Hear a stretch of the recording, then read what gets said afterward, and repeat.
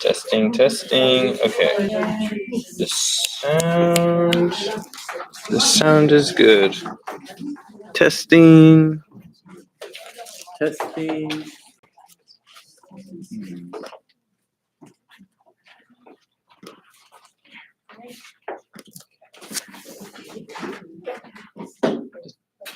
Does somebody want to check the link, make sure the sound is working? She have a seat.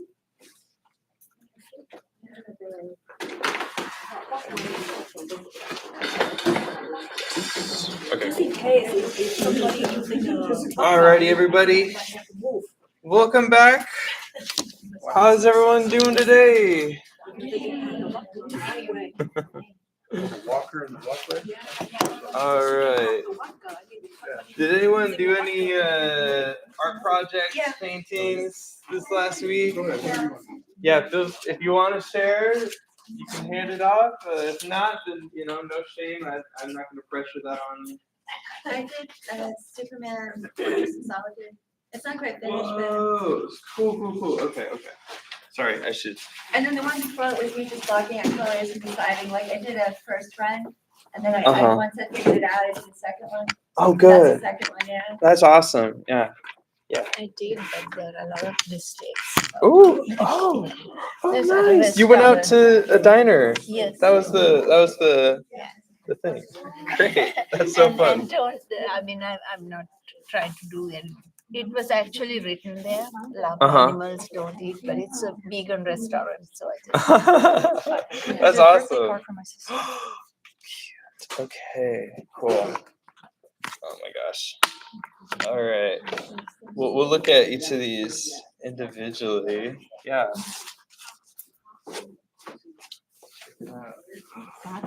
This was horrible. Okay. Oh my gosh. Okay. Anybody else want to share what they've been working on? No? All right. We're here to support you guys. All the work you do at home. It's good to have an audience to kind of see. People might like it more than you think. Maybe the opposite might be true, but we're comfortable. This is annoying. It's not in the shot.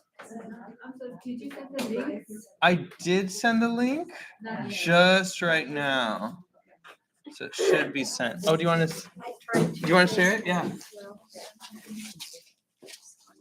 Not terribly good, but I tried. The lady on the boat.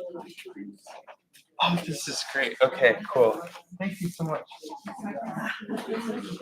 All right. Anybody else before we get started? Share what they've been working on. Okay. So yeah, I did send this out. Oh wait, let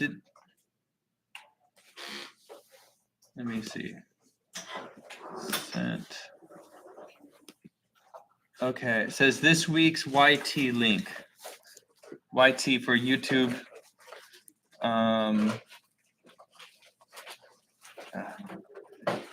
Put a lot of thought and effort into this email. It says I sent it to everybody, and I did check the sound, so it should be good. Is anyone else having problems with finding the link? I didn't get the link yet. It just happened. Okay, just sent. Okay, it might take a little bit of time. Yeah, I just got it. Okay. Oh, yeah. Wow. is live. It's happening right now. Okay. Oh, yeah. There you go. Go ahead. Yeah, you can mute it.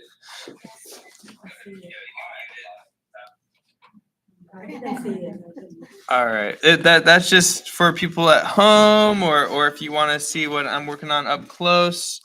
You can always pause it, rewind it, and do what you want with it. All right, so I'm just gonna kind of go from the order that I was given these. Here we have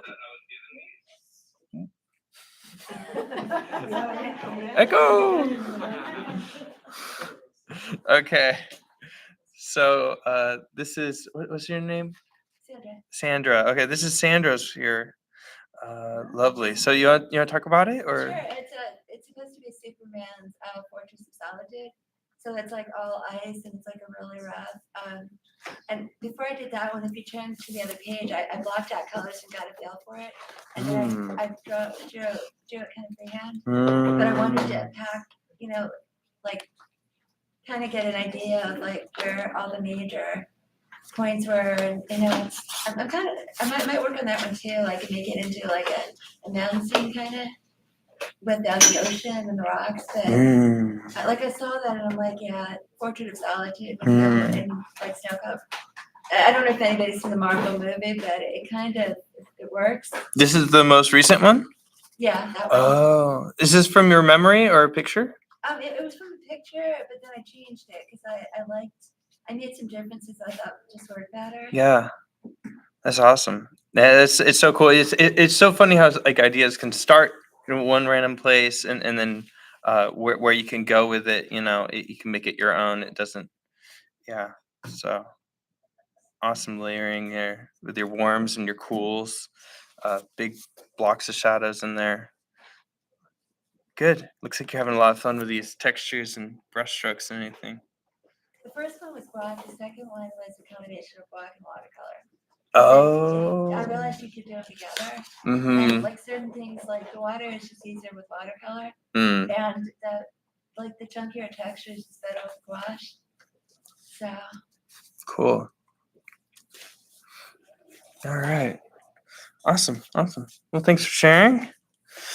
Okay, moving on forward. This was the challenge of the week, I think. I don't know if anyone else did the challenge. So the challenge was go to a restaurant or something and find something in perspective to draw and paint. And this is very in perspective. This looks great. You found just a very unassuming something stand. I don't know what they call this. They take all the money. Yeah. Yeah, there it is. Nice. So did you take a picture or did you do it there in person? So good, so cool. It's so much different if you're there in person. How long did it take you?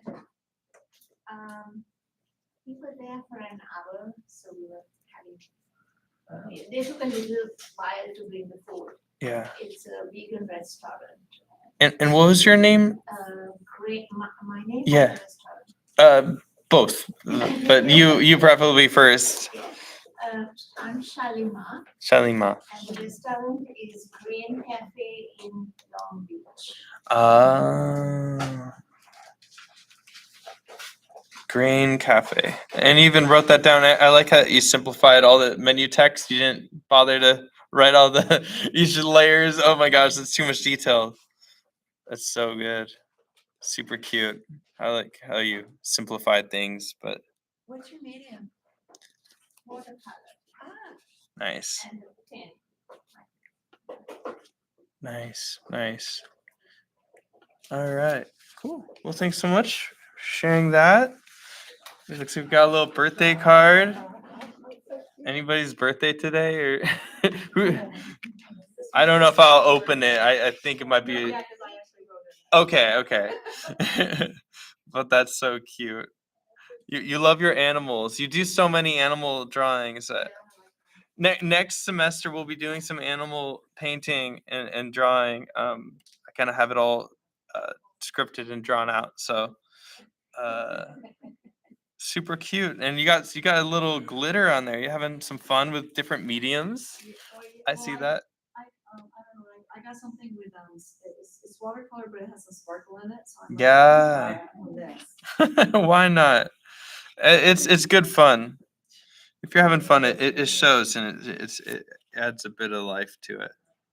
Well, I started doing the little cards last year and now no one wants real cards from me. They're like telling me what they want. You started making a business out of it. I mean, honestly, people have little stands at like farmers markets and stuff selling these cards. Easy. You make one, just print them out. Some nice paper. Just saying. You can make some money off of art. Why not? I'd buy this. It's awesome. All right. And then we have and that was Denise, by the way. So thanks for sharing that. Any kind of art. I love when people share their work. Just knowing that you guys are doing art at home makes me happy. I hope it makes you happy too. So we got good old Yosemite. This is Aisha. Right. Okay. Still slowly learning names. Sorry, everyone else. All right. So cool. So you got a nice wash going here, followed by some nice thick kind of dry brush action and. I feel like when I use the lower quality paint, which is what I do on the wash, like I do at home, I have to use it thicker for it to make an impact, because if I dilute it, it just seems like it vanishes. Yeah. That's why I drop it on there when I want to see it. Yeah. I mean, you said this paper you're having problems with, or? No, not the paper, it's the paint. The wash that I use, when I do it at home, I use the lower quality one. Just for my Oh. practice, because I don't Oh. wanna use up my paint. Yeah. So I have to put a lot on there to make an impact, and I like to use a little bit more color. Uh-huh.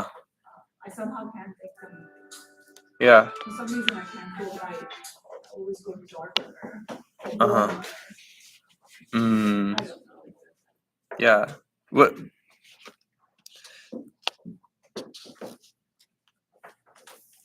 I don't know. I feel like you're capturing the brightness, but I mean, it is so hard when you get it darker and you want to bring that lightness on top of it. That it stays that kind of murky. It's hard to bring it up. You have to do layers and layers using cheaper stuff. I mean, maybe just just work with lighter values. Uh, So is that what, just add more white in it? lighter means it could be white. It could be lighter yellows. I mean, you got a lot of good kind of greens in there. Maybe for those base coats. I don't know. I feel like I'd need to see the Yeah. original. Yeah, but it's really nice. I mean, I like the deep blues and the shadows. I mean, you're looking at the value over the colors. I'm looking at the picture, I'm just trying to go. Okay. All right. That's good. That's good. I know you're learning a lot from doing that action, and then you're doing this one as well. You didn't like this one? No. Oh. It's just like, no matter what I did, it just seemed like it was wrong. Mm. Yeah, it was just, why is it so orange? Why is it so yellow? Yeah. Mm. No, actually, I like the color. No, I like the color, the top light color. You just don't wanna see it closer. So beautiful. The color is good. Mm. I think what's happening is that you're starting with a very cool background and you're trying to go warm on top of that. It's really hard to do that and make it look good or feel good. So I'm glad that you're exploring that. Whereas this one, you have a very warm background, and so you see that those like kind of cooler greens and stuff. I think it just kind of starting out darker. If you want to have certain areas like brighter in there. I don't know.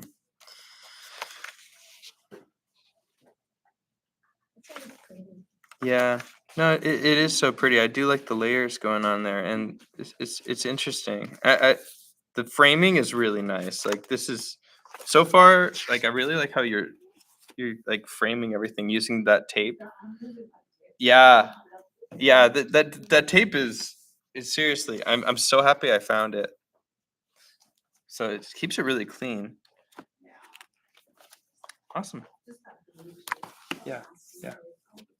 Okay, and we got one last artwork here.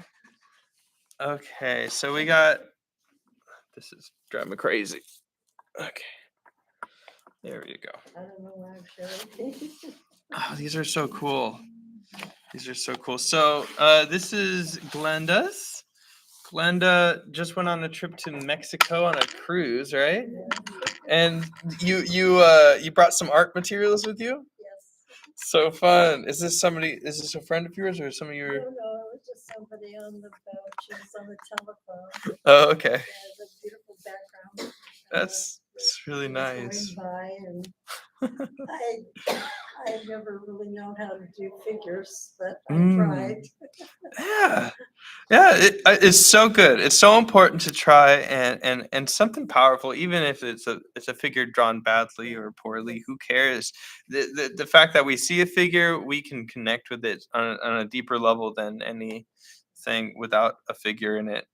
So I say add figures whenever you can.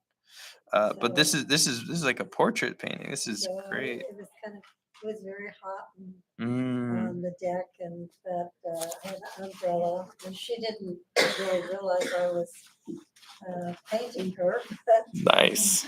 she had Nice. really long wispy hair. Oh, and then I'm sure the beach breeze Yeah, kind there of, was a breeze going and yeah.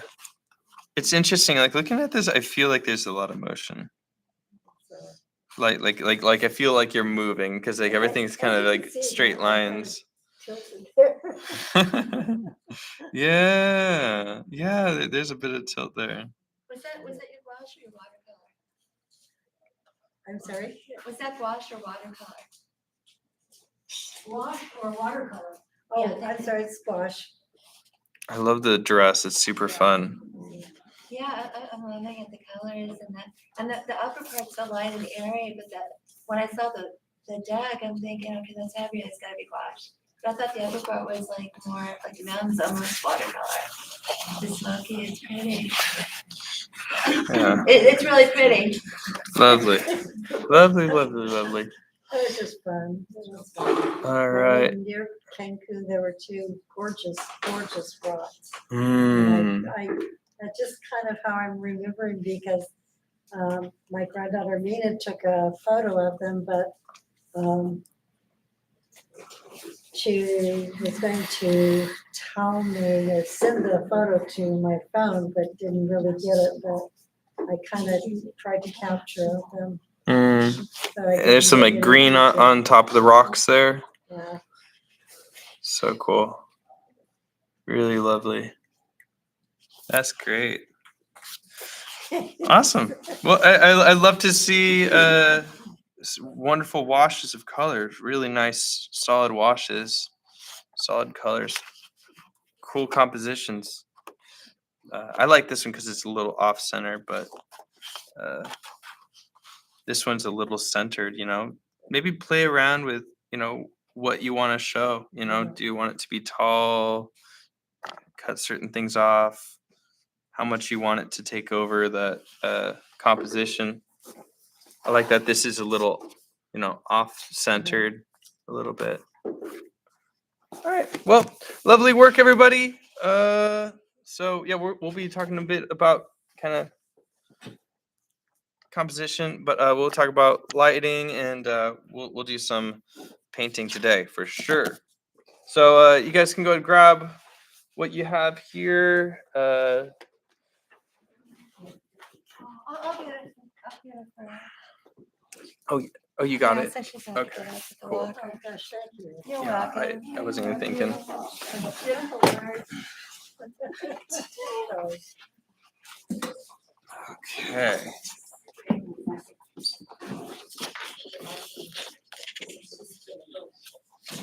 So I'm gonna go just really quickly over some 2-point perspective and and shading with 2-point perspective. Just kind of a bit of a review. Anybody at home say anything? I'm just kind of gonna keep an eye on you guys. So if you have anything you want to add to the chat, feel free to. I'll try to keep an eye on it. But yeah. So we're gonna be working with just some lines here. You could have a pencil and pen. I'll have this just so that you can see it better at home. This is just charcoal. It's like willow charcoal. So we're gonna go ahead and just get started here. We're just gonna do a quick little 2-point perspective cube drawings, and we'll make a little plane for us to play around with some light and kind of understand what we see when we have light going. So I'm just gonna go ahead and start off with the horizon right down the middle.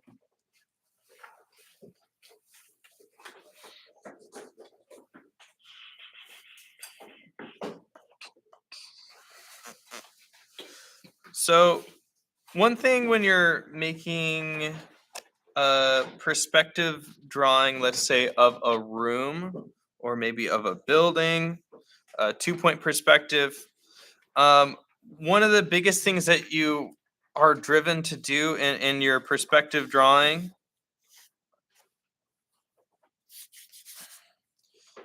actually, I'm going to kind of show this example. This is like what you, probably what you don't want to do versus what you do want to do. So let's just say we have that 2-point perspective thing going here. So let's say we wanted to make a cube down here, this tall, and let's just say we wanted to have one of those corners follow that point over there, right? And have this point go over here. Now, what we always want to do, like instinct wise, which is something that you might want to fight against, is make that point also in the paper so it's easier to find, right? That's what we want to do because we don't want to go outside of the paper because we don't really know where those lines are going to go. But if we do that, these lines will get really dramatic really quickly.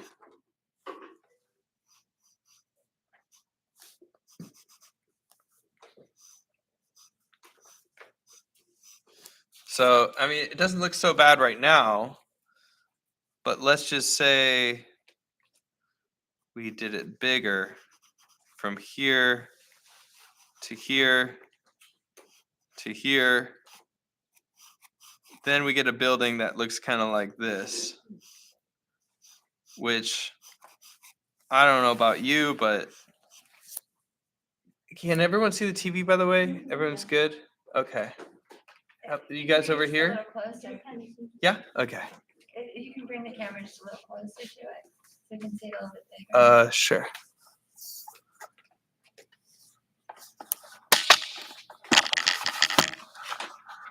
That's better. Thank you. Appreciate you. So this building is very dramatic, especially if I keep building it up with equally sized blocks, kind of those lines. Now, if this was just a simple room and maybe I had a sofa here, you know, it might have, this might be correct in a way. See, sofa's basically a big old square too. I'm just gonna color in one side just to kind of make it easier to see.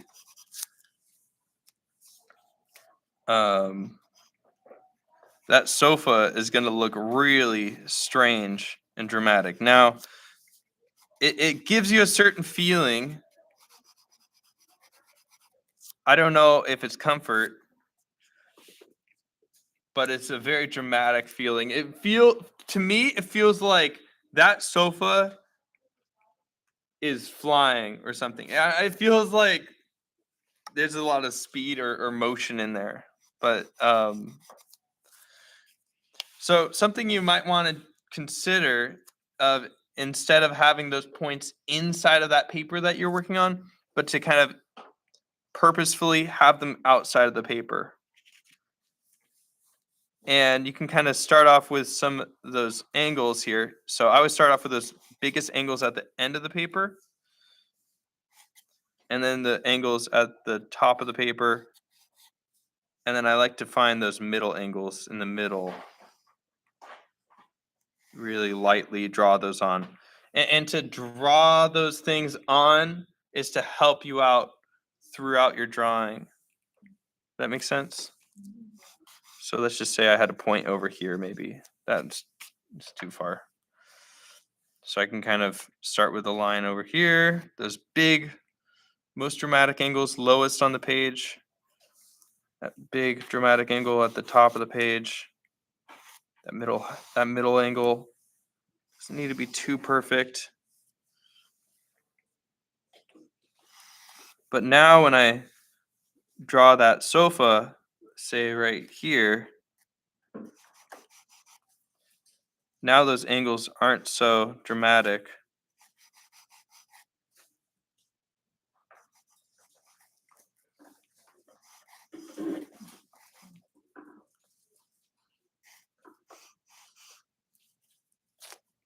And it's a little more nice to look at.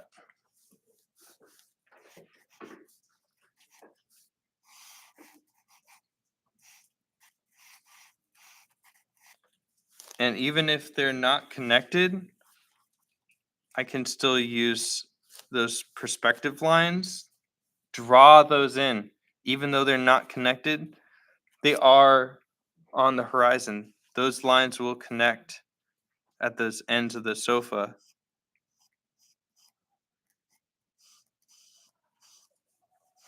Yeah.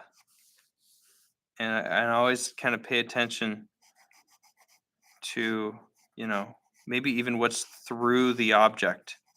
Draw all the way through the object.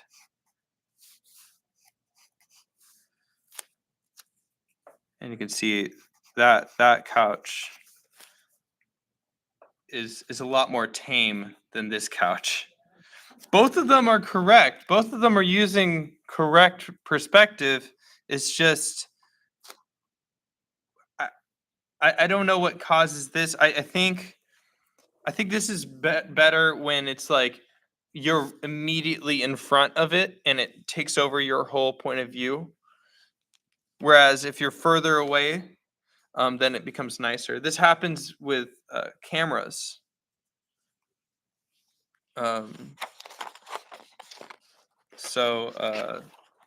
Yeah.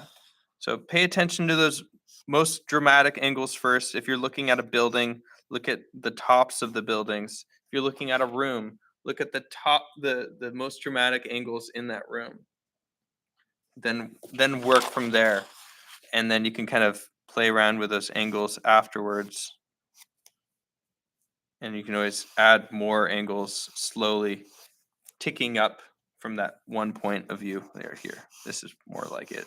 So the ones you're drawing now, how are you figuring out where this angle should be?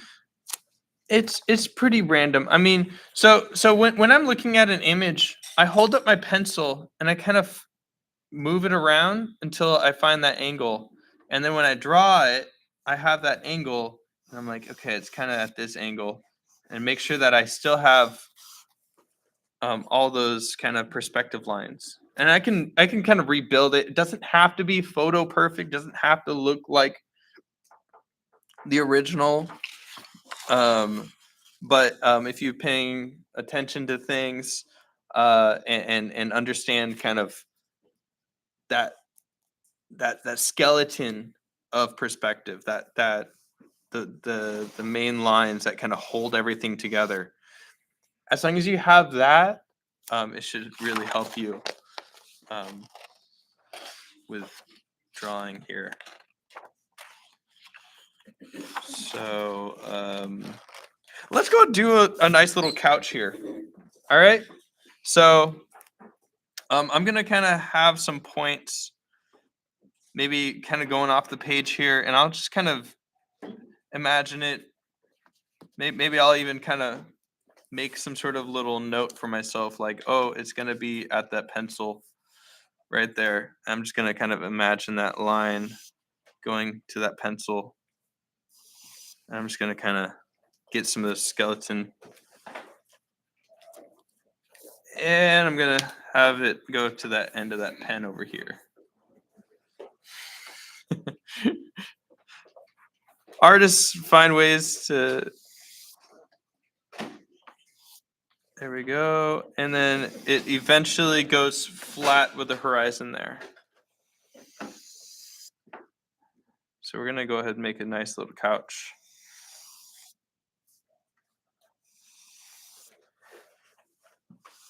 We're just gonna invent our own couch, really. Okay, and this is really light lines here. So I'm not putting much pressure down at all.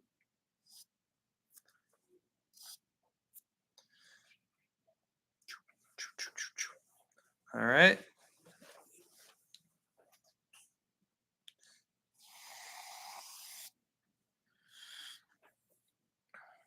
Everyone's doing good with the little grid here that we have going. Okay, so I'm gonna go ahead, make a floor here. So I'm gonna go ahead, kind of draw a plane here for a floor. Kind of taking over the whole floor there, and I'm gonna go really lightly back here. There we go. So I got a nice little floor. And let's do the couch right. I'm gonna do it right over here. Feel free, if you want to, you can add more lines kind of going through stuff. It's so easy to find those middle angles of things. So as long as you start at those most dramatic angles, find the middle. And then find a middle of that. Middle of that, middle of that. It's so easy to find a middle of something. I think as humans we can do that. But it's really hard to find a fifth of something or a sixth of something. It's impossible without tools. So I always like to find halves of things and halves of things, so on and so forth. Okay, so I'm gonna have my couch be about this tall in the front. Just gonna keep going in the back. And this tall for the back. Maybe a little bit above horizon, so I guess it's a tall couch. Okay, and then I'm gonna have it go all the way across the floor. That line getting towards that point over here, which I already drew down. So I'm just kind of using my grid right now. And then this point will also follow that grid there till you can draw that parallel line there.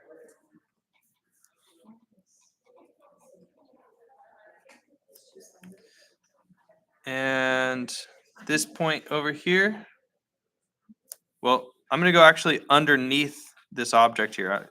We're going to use our X-ray vision. Draw that line there. Have this corner follow that grid towards that vanishing point. I could do a little dot dot dot action. And have this point go on and connect to that vanishing point there.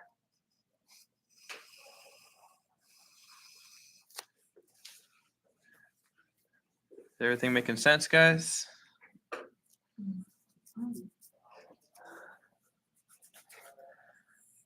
Okay.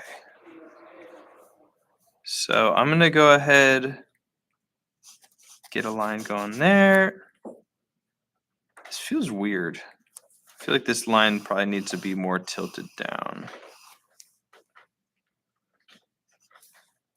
I don't know. It feels weird. Maybe I'll make some. Maybe I'll make some changes. Okay. Maybe. Why is it so weird?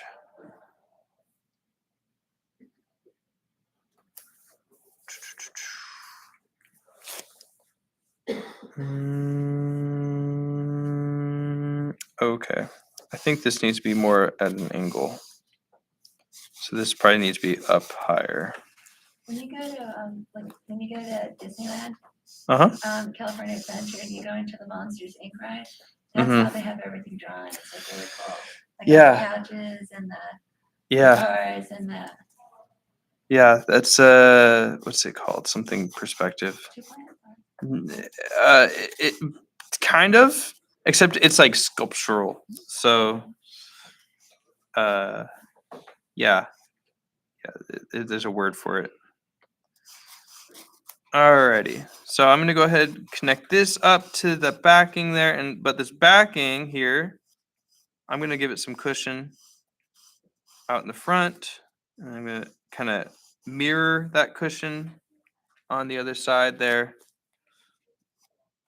and then kind of draw on this side here, kind of like that half oval to a certain point, connect it following those angles, connect it to that back cushion, angle, line, line.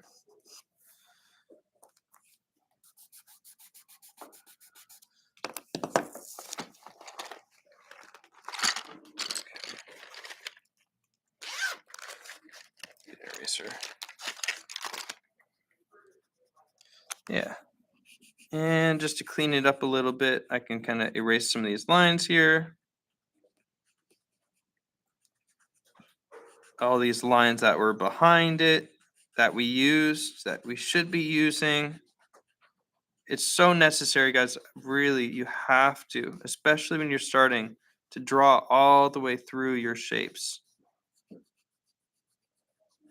Use that art X-ray vision. It makes a world of difference. It will make your drawing look bland to wow.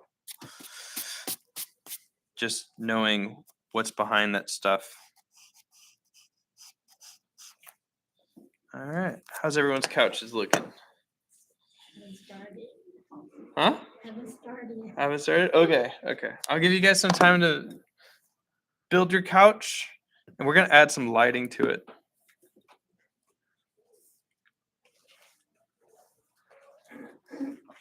If you're feeling creative, feel free to build your couch in any other way. As long as you're using perspective, I'm happy.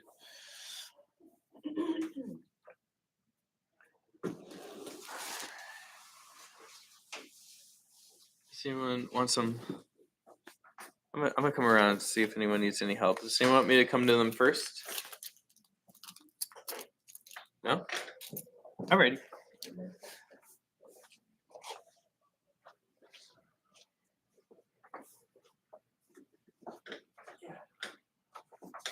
So we can build this. So we can build this couch out of a cube. You can start with just a cube if you want to, and build it up with more cubes. So I would say start with the base of the cube. can build it up. So where does the base sit I was in thinking this right there. grid? So right now, this line is very straight. See this? Are these going to one point? Where is this? This is going to that point. This is going to that point. Everything Oh, should so go to that's- one point. Oh, So this is very confusing. If I was drawing this, I would get confused. But just look at this angle here. That's a good strong angle. And it's probably gonna be ending over here. If you wanted to even do a little dot here. right there. Yeah, sure. And So then- now everything's gonna refer to this point. I want to extend it out just so I can see it.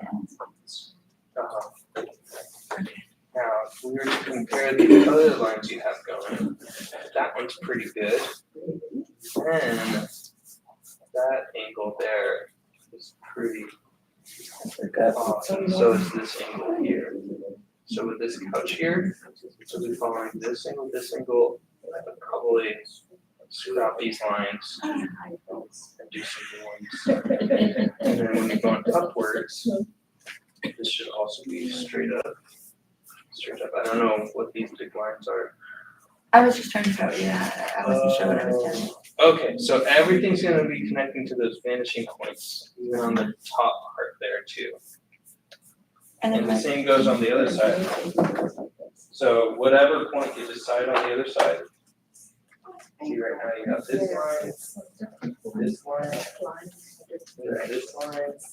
Yeah, I would say this line looks good. You kind of see how it can kind of change there oh, yeah. and how wrong some of these lines are. Yeah. So I'd say Okay. no harm, no foul. Nice. Just draw that? I didn't get it. Okay. Yeah, you missed out on some pretty big days. Okay. Oh, well. So these lines here, right now you're doing like, we need to look at the, maybe I'll go over it just one more time. Okay.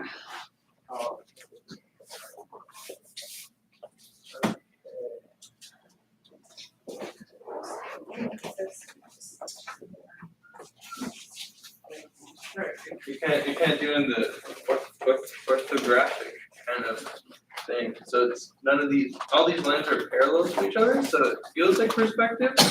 I feel like they do get smaller, but I don't think they get up to that point. Yeah. So I don't know, I feel like that line is all the way over here or something. If you follow these lines, I feel like there's a point way over here or something. I'll go over vanishing points one more time.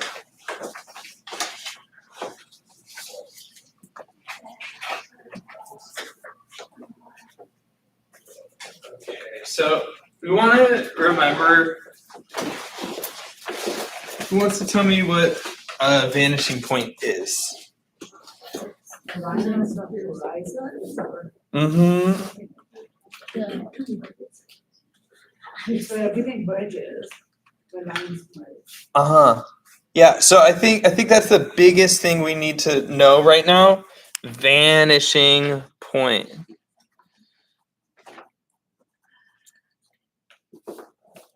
Okay, I feel like I didn't really mention that. So vanishing point. So we might not see a vanishing point on this paper. So I'm kind of having to make it up. But there is a vanishing point. So vanishing point is a point, a single point on the horizon, otherwise known as eye level. Mm-hmm. Yes. So everyone's eye level is different, unless you're the same height as somebody else. But that point on that horizon is what everything is referring to. So if I have, let's get a straight line. Here we go. I got a big old brush. So if I have this big long line and this angle here, let's say we're looking at a building or something, and we see that big long line, there's going to be a certain point where it intersects with the horizon. And that one point will dictate everything at that angle. So if that point doesn't change, I can turn that line and rotate it and see how it changes. And that's the whole idea of like lines in perspective. So it's all on that horizon. And so this is a 1 point of the perspective. But there's a second point. That's over here. So all these lines here, this will intersect with the horizon at some point. And that's basically it. So these lines basically slowly change as they get further. You see it, guys? But it's nothing's changed. This is the same vanishing point for all of this information. So if you kind of draw down those grids to help you out before you make your drawing, draw out those grids really lightly. Have it under your drawing at each of those angles. It doesn't matter how or where, but it's just gonna really help you out.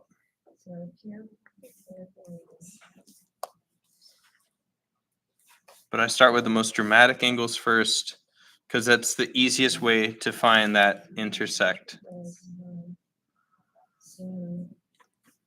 Is that making better sense, guys? Yeah, I could see a lot of people are having problems with it. So, yeah, and as far as this is concerned, you know, this part of the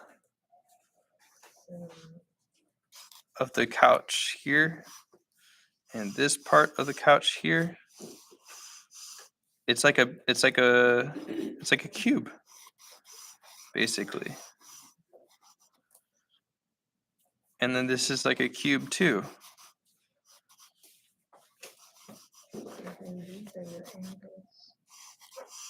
Uh-huh.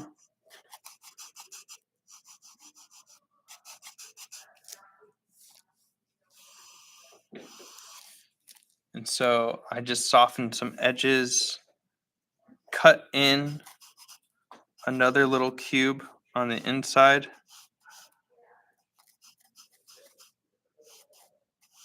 Watch those angles. Make sure that they all end.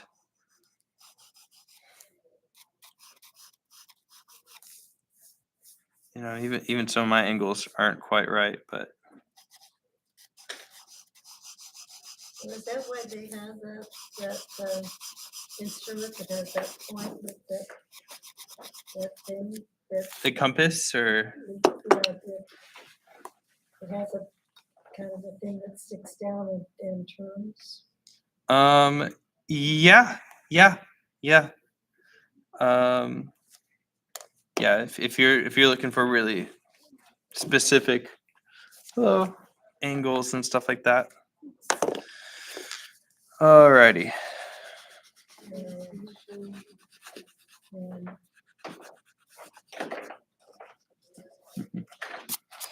Hello. I just came to observe because I signed her up for the 15th. Oh, cool. We've never been here, so I just wanted to kind of see. Nice. Yeah. Yeah, we do drawing and painting. So we'll be using some watercolors and gouache. I'd be happy to share material list with you.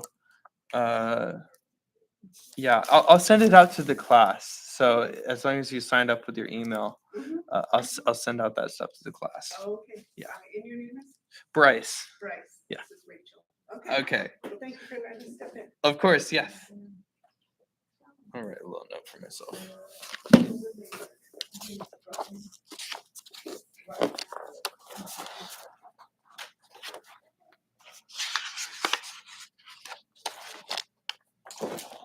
Sorry, I'm just gonna write this down.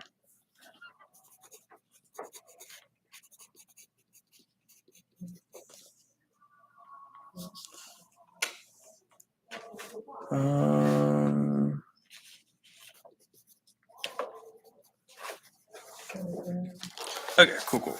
All right, so we have our little couch. Awesome. So, what my question is, what would happen if I put a lamp from here? That's going to be, that's the floor. It's touching the floor. And if I put the lamp up, what if I put the lamp up here? If I put the lamp all the way up here, what shape, shadow, would that give your couch? It would be lighter on the right hand side. Yeah. Okay. So, yeah, there's some good knowledge. So know that it glows, right? It starts off bright, and it gets weaker and weaker as it gets further away from the light. So this part of the square right here is gonna be much brighter than this part of the square over here. So it's slowly gonna get darker and darker, but it might not be dramatically dark. It's probably still gonna be in the light, right? Now, what shape are we gonna get if we draw on top? If we draw the shape of the shadow behind this couch? Well, I'll show you a fun trick. So the simplest trick is, let's say we have a line, and I'm just going to use this line for an example, just a corner starting from here to here. From this base of the light, I'm going to go to the base of this line. Dot, dot, dot, dot, dot, dot, dot. And this is going to be kind of what the light is going to be shining out on.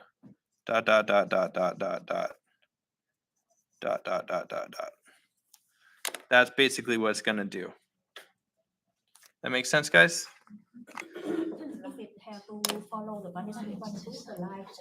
No, this is separate. This is all to do with the light's perspective. So how can we draw the line?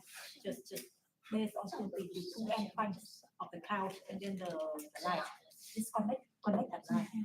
So it has so the lamp has a base, right? And we have to go from the base because no matter where we go from the base, it's going to be slowly farther and farther away from that light. And so if I just have a line parallel from one point to the bottom point of that line there, I can get that light and I can have that intersect that light right there. And that's going to be its shadow right there, just this point right here. Make sense? So far, so good. So what about from this point here? I can just do another line. How can you choose the other point? I missed that. How can you choose the other point? The other point is the top point of the line. So there's the bottom point that's touching the ground, Okay. and there's the top point that is the highest point. And then you draw I mean. And so this is all going to be in shadow over here. So that's going to be all in shadow. And so the same thing goes with this one here. I can start with that line at the bottom of that base to the bottom of this thing. And I can kind of have a line. Do. So it's like the base of the land is like another point. Exactly.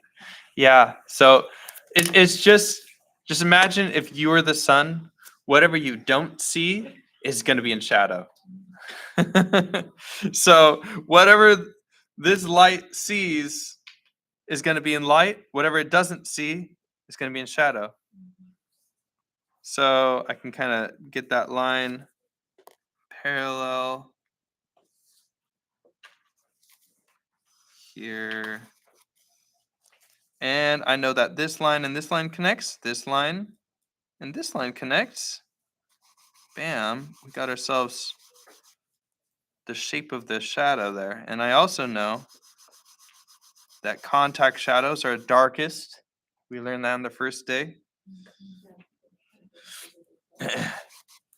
And things that are in shadow here. There we go. Got one part of the couch there. And I could do the same thing with this part of the couch here.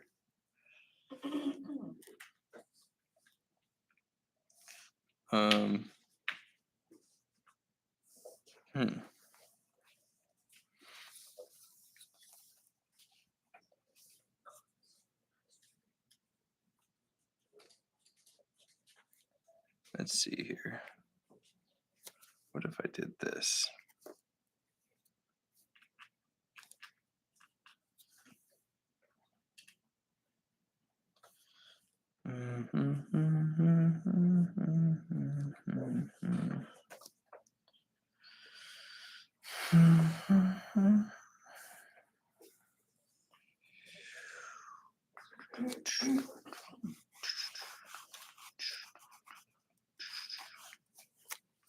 Then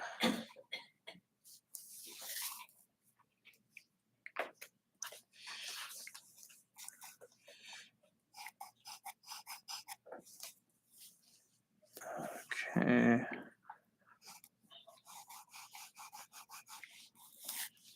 Okay, cool. I think that works. Okay, yeah. And so for this shadow here, it's the same idea where I can kind of find those top points. And since this is in contact with this surface here, it should just go straight down and end at that end point there. So all that's going to be in shadow.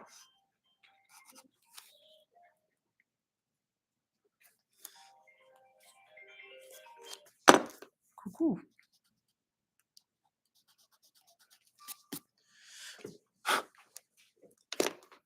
And here we have a higher point here, but it follows the same line there. Get that straight line. Boop. And boop. Boop. This point intersects.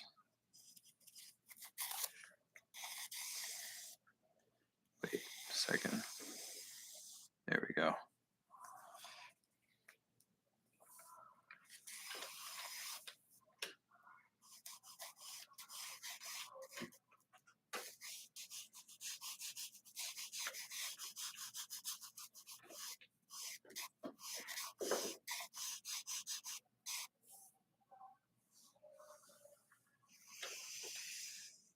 Okay.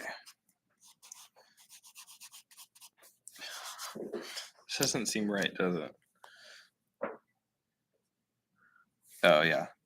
I think it should be stopping here. Yeah, so with this technique, you can kind of check your work, make sure the lines line up. And the more you do this, I mean, this is all very kind of tedious and slow, which is nice once in a while. I find art can be a creative challenge, and I can find art being a technical challenge. I like to bring technical into this class, but I think there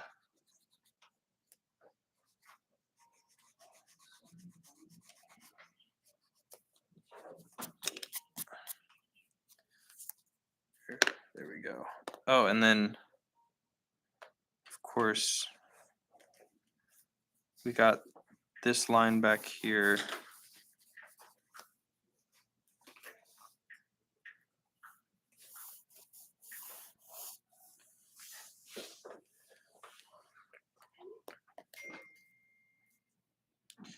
Uh-huh. So the back end of the couch here, that's all going to be in shadow. That's going to be following the line back there.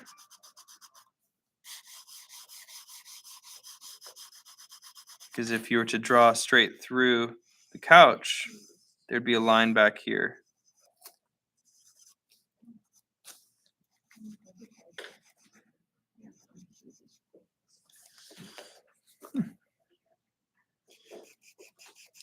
And most people will just kind of find one point, one side of your object and shadow it with your lines.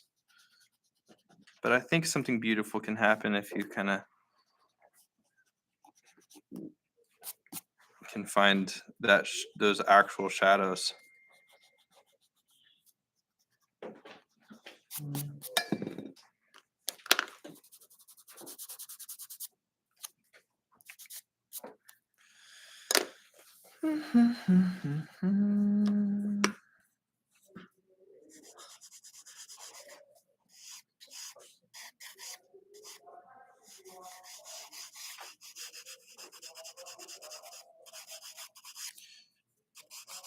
So in shadows of cubes, things are get darker as it gets closer to the shadow. So something I do want to kind of mention is the idea of reflected light.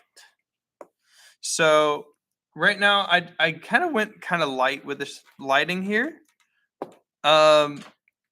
Just because we currently live in a world here where everything is white. Now, if everything was white like this room is, you get a lot of reflected light. So half of our faces are always gonna be in light because light bounces. So if I have light bouncing here, it's gonna bounce off the floor and off of here. So if I had a black carpet here for whatever reason, and everything was black around us, then this shadow here will be much, much, much darker. I'll kind of show an example, and we'll go ahead and paint a spooky room. After a break. Let's see. Okay.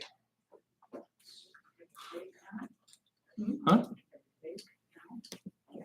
I'm gonna do a break right after this. Right after this. So.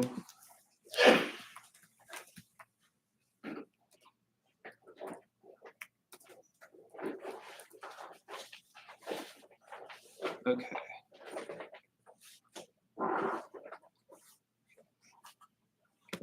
Okay, so you can see it. So if you look on the screen here, these fruits here have very dark shadows, and that's because it's in a very dark room with only one light source, which is coming in over here. You can kind of see the reflection there. And you can also imagine that line kind of from that one spot of light, just like we drew, kind of engulfing where that's going to be. I mean, you can kind of triangulate even if you want to be a nerd like me, where that light is coming from. But those shadows are really dark. Now, if we were to compare that to something where, oh, here. Oh, this is even better, I think. So here, it's in a much brighter room, and you can see that reflected light happening over here, like this big bright pair with all that sunlight hitting it is now reflecting and bouncing into what would otherwise be a black shadow over here. That's because of reflected light. And every material reflects differently.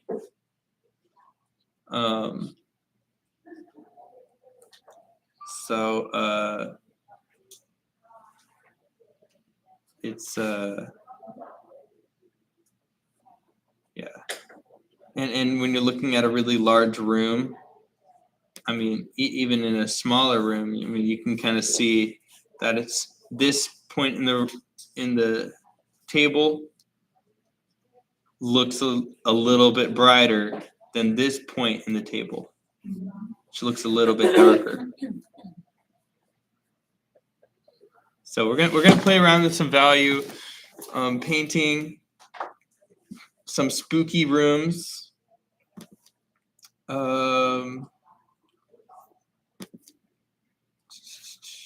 Yeah. So when we get back, we'll paint this spooky room. All right, sounds good.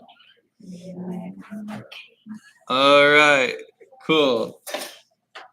So let's go take 20, 10, 15, 15. Let's do 15.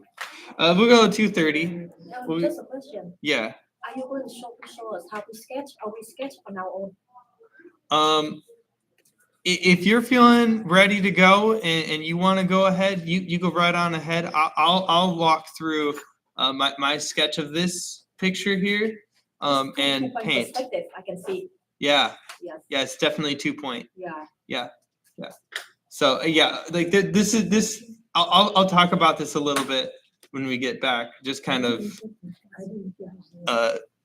why people love these pictures. It's so popular on the internet. It's insane. But yeah, people love this aesthetic. It's so creepy Is that to a them. bathroom? Huh? At the end, is that a bathroom? Look like a bathroom.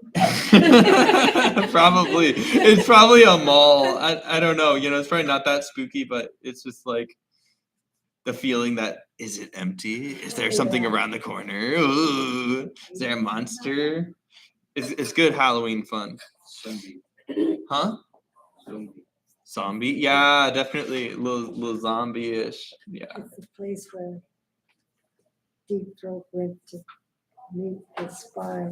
Ooh, spooky. Okay, all right. So we'll do this spooky painting coming back at 2:30. Sounds good? I didn't get it at all. Huh? I didn't get it at all. If you want, I can help you out or take a break. Quick little breather. I didn't get it. I can see what I can do. I don't know if I'll get it. It's okay. Even if you don't. You know, some people will get it, some people I just, won't, and some people who won't get it might get it later. It might be something worth learning, but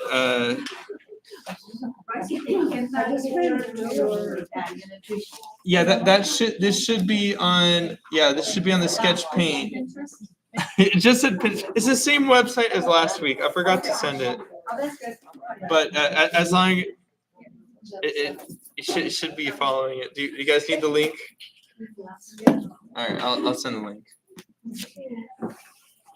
you understood that completely. I didn't understand. Oh, so what time are you coming back? You said? 2:30. It's kind of like,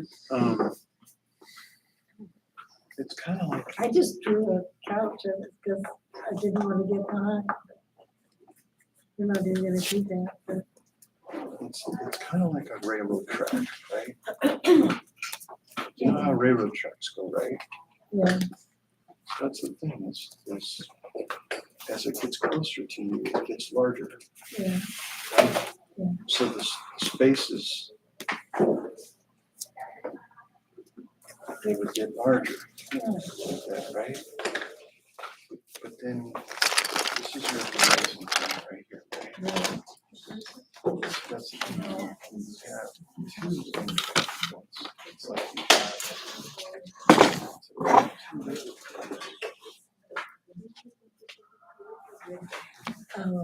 So I'm trying to, okay, and then these are gonna be like really close together. And as they get larger, right? And basically that's what's happening is they're all intersecting in it, and it's, oh, he hasn't got a drawings up there, but. I don't even wanna know this. Okay. somehow I got lost because It's just like, on his lines, so he had these lines, I don't know, this, but then he had these lines going across the street. Yeah, and then right, had these lines. I missed that one. you can probably explain it a lot better than I can, I but, don't think I ever did. but to try to like grasp it, that's what I'm saying is key, is vanishing point, right? It's like the things that are closer are larger, and the things as they get farther away, it's like telephone poles, right? Like the telephone pole here is gonna be huge, the telephone pole way down there is gonna be a tiny stick. I understand it, but I didn't understand how he got his cell phone. Oh. Well, have him, I don't know. that's what he's here for. I just drew myself up because I didn't want to mess out. Do you need some paper? A little too late. And If you ever need paper, let me know. I got. I have a ton. Right, I got. Oh, it's gonna be so much easier working larger. Okay. No, not watercolor. I mean, take a watercolor for watercolor. Inexpensive, Oh, is it? $3. Okay. This is expensive paper. This is inexpensive. Oh, okay. Sure. Why not?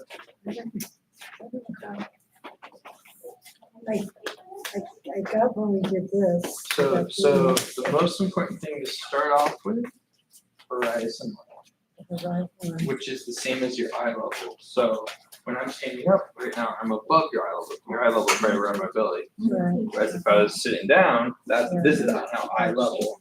Now if I'm under, now I'm under your eye level. So that's horizon line, eye level, same thing. It all goes for different names. I don't want to take this break. I want you to get it. I mean, we're gonna do a drawing next if you want. Sorry. It might make more sense when we do our drawing. Well, I understood how we had the horizon line, Alright, so start with that, just one horizon. and then we had the horizon line. And then we have these lines. Now we have vanishing points. We shouldn't be so horizon line, then we're gonna find our vanishing points. There's a vanishing point on the horizon line. 变换变化。 We have two of them for a 2-point perspective. So I'll just kind of draw it up. So there's your horizon line, vanishing point, 1 point here, and 1 point on the other side. And it can sometimes be way off in the distance. Oh, okay. So it all depends on, what thing you're looking at. But let's just say we do it like that. Everything from this vanishing point go out. Really tiny. No matter what we draw, it's all gonna be related to each of these vanishing points. no matter what. Okay. So if I was to draw one side of my couch here, like that, all these lines would be following that same vantage point. So the top part of my cube, imagine if this was a cube, one side of the cube, like this. Because all of these lines will slowly get smaller and smaller until it gets all the way to that vantage point. Now, this cube has another side. And that's next to this vantage point. And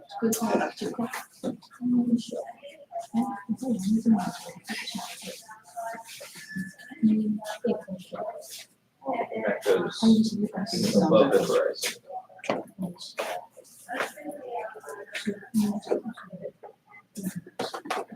You might be trying these second ones. Exactly, so this goes out that way, out that way, and then these lines are always up and down. And so there's the other point. And now if I wanted this cube to be closed off, kind of follow that angle there. This angle over here. Okay.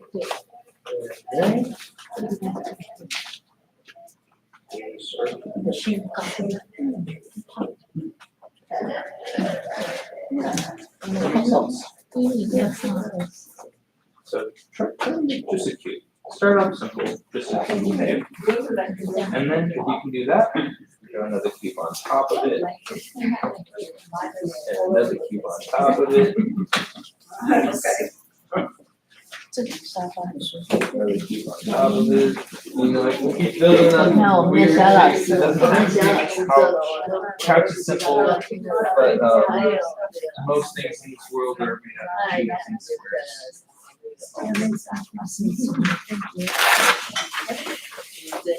Things so big, keep it.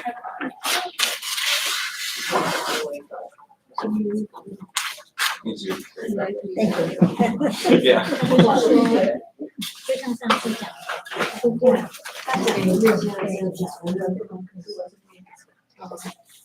你先把 This 线 next painting we'll be 先 doing 线大概线 a whole lot of cubes. 所以是线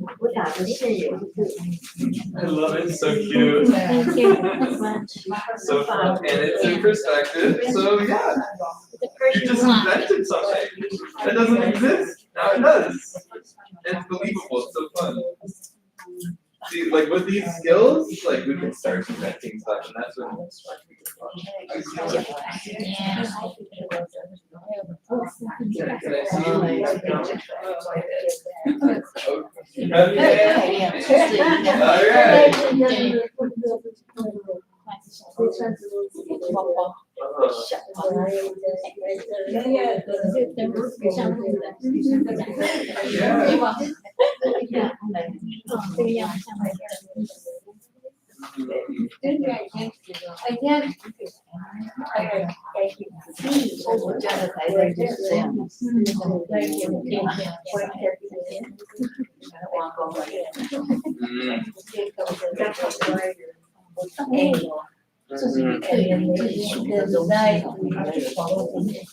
Ceiling lights?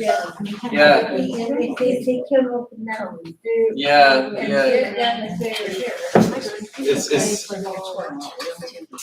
It's a little For this? I feel like this 549, yeah, Hobby Lobby. because it goes this row here, but then it goes up one. It's a little off, but maybe that's what's so Yeah, about the same, the bundlers.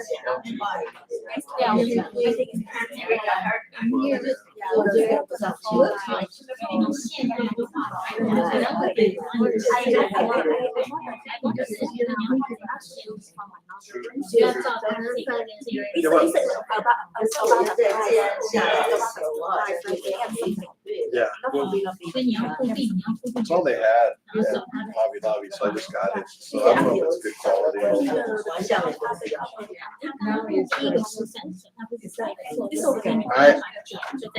I couldn't tell you, because I don't know, I can't, I struggle with it, so I don't know. I'm still learning, so. I couldn't tell you.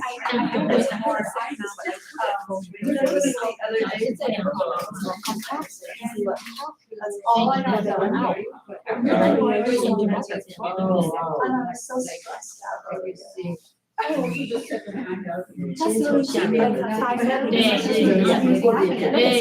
Yeah, well,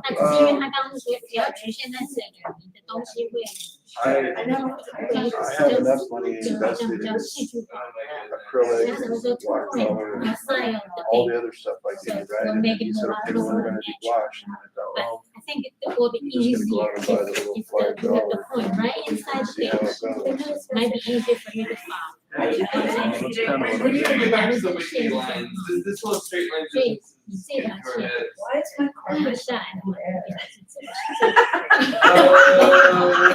Oh.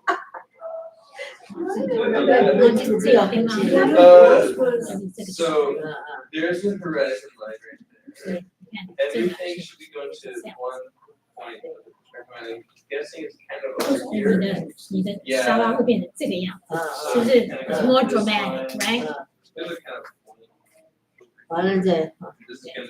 So everything you buy from Hobby Lobby, No, no, no. 这是你的，这是 only like one. Yeah, I was there getting something else and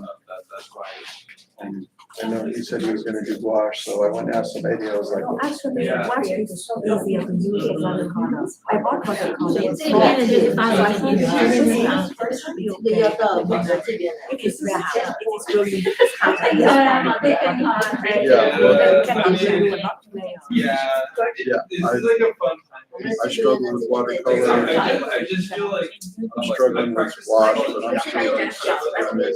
这个角度就不大，因为 It turns out. I like to get the idea that things are getting smaller. Yeah. So you can kind of-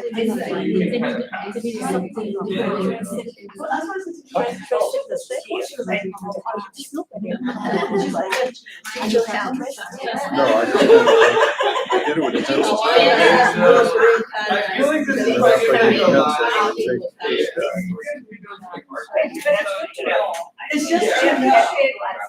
Well, it's a little bit sloppy, but that's the key. Do that. Yeah. When we first started doing gouache, that's what he said, it's okay to be sloppy. Okay, fine, Yeah. 'cause that's me. Find your shoe will look like I'm just trying to figure it 这个地 out. 方就会比较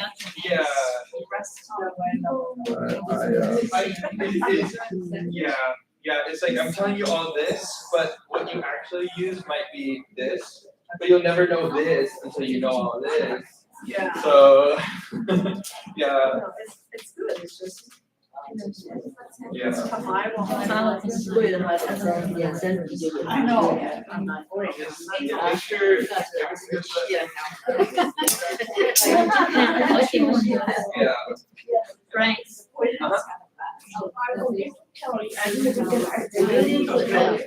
That's right. Well, you go to the survey, the swing. Yeah. Swing, survey, the swing.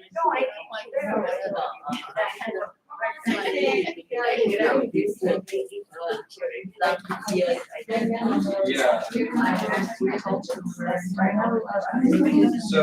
So now. do you know what a vanishing point is? The way you pour it, right?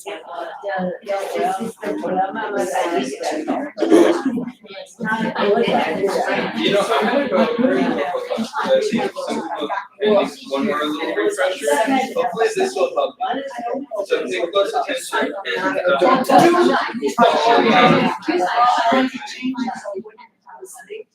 Oh, yes. Don't touch it. You see the difference? Oh, that's not. But it, I think same as it is on the You know you ground. love the church. I know, If you see but. the 2 point there, it will be easier for you to follow. Yeah, and these 2 The two vanishing points outside. So you can imagine where's the line starts. We don't know. Right?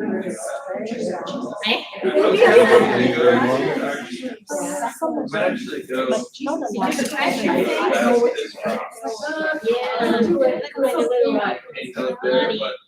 don't know, that's something fun. Is it her? Social Maybe it's Yeah.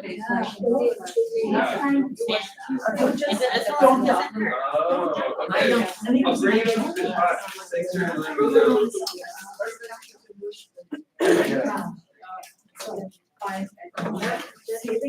me know. Okay. I'll pull it up.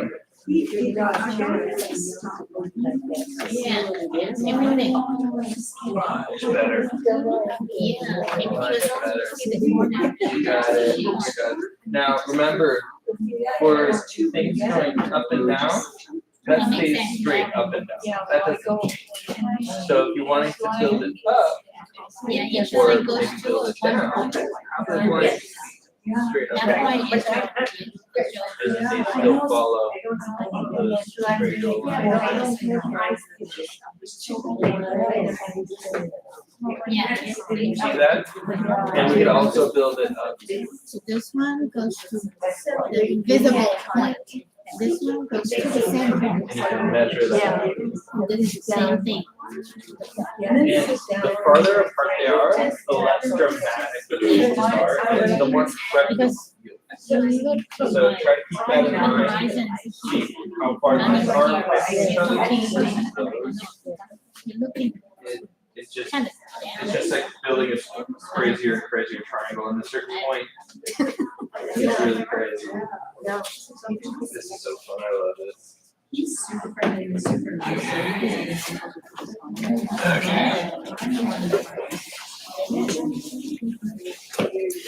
Okay. Alrighty, everybody. I as much as I want to get to painting, I'm gonna kind of go over perspective just one more time, just quickly. Just for yeah, just for you guys. So what I'm teaching you, this is gonna really help you out. The simple idea that everything relates to your vanishing point. So we got the horizon line. I'm gonna just do a simple cube. And for those,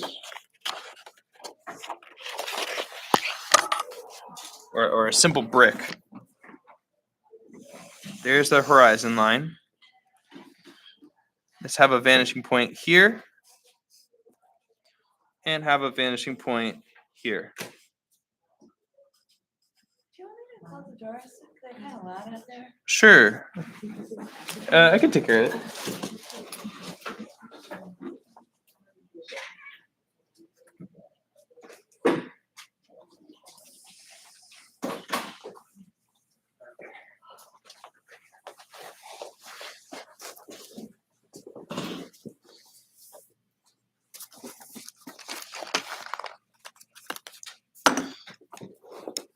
So I'm going to go ahead, have a bunch of lines coming out from each of these vanishing points. And these are the center of a clock. This is there's just a bunch of different angles coming out of here. I can use a straight edge, or I can use my practiced straight lines if you want to practice those. But there it is. And that goes both above and below. What is this? Yeah, that's right. Oh. Hi. Oh, you're good. You're good. All right, here we go. So, I mean, you could do a bunch of these. You could do 3 of them. You could do 4 of them. More of them might make it a little messy. Too few of them might be hard to guess these angles. All right. And let's just say with this information, we could get one side of a square. But I'm going to go ahead and do the second vanishing point as well here.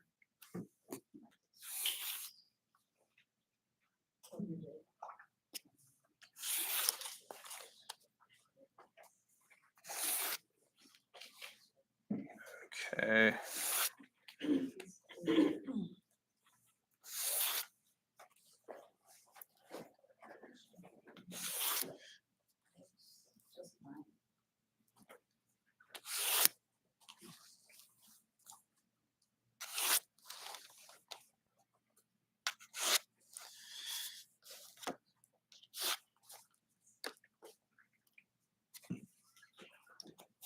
Now, these lines that we have are clean, straight, and lifeless. Remember, when we're doing our finalized paintings, you don't need them to be this lifeless. It's good to have a bit of life. It's good to have a little bit of wiggle in there. It adds a lot of character and life in your drawing. So really don't pressure yourself over that, but know that under your wiggly, lively lines, there's a bit of structure. And the structure can really help you with your wild and wondrous world. So let's just make a little brick here. So we'll start off with a line here. This is for how tall that brick is. And everything in our world, that y-axis is just going to be straight up and down. No angles. That's a whole other perspective thing we're not going to get into at any point. I don't think we need to. If you get down 2 point, you're good. And so let's make one side of the brick.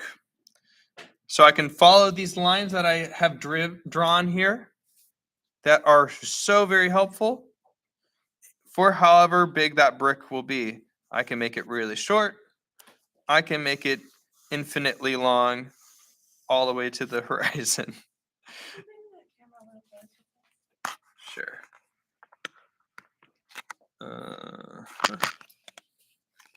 Oh, yeah, there. Well, yeah, there. Thank you. So if I wanted it to be infinitely long, it would go all the way to that vanishing point. That's infinitely long. But let's just say I want it to end right here. So I can build that line up, end it at that intersection of that line. And there's one side of my cube. We can see at most 3 sides of the cube at all times. But it's important to draw all 6 sides. Yeah. So I'm going to go ahead and draw from this point, kind of go parallel-ish to this line here, which I have drawn and I'm using. And I can draw another line over here, knowing that it's going to end a little bit above that line. Follow that line there. See, it's a little wiggly, a little wobbly. Doesn't matter. As long as that background grid is there, you can have some fun with your drawing of your cubes. They don't need to be perfect. It's the grid. Once you set that up, it's easy. And then you kind of draw that in. See, I can see that line there. And then this side of the cube here will be connected there. Yeah? I have tape, would it be easier just to tape that? Like, you tape that on so you don't have to hold it? Sure. But we don't always have tape. We don't always.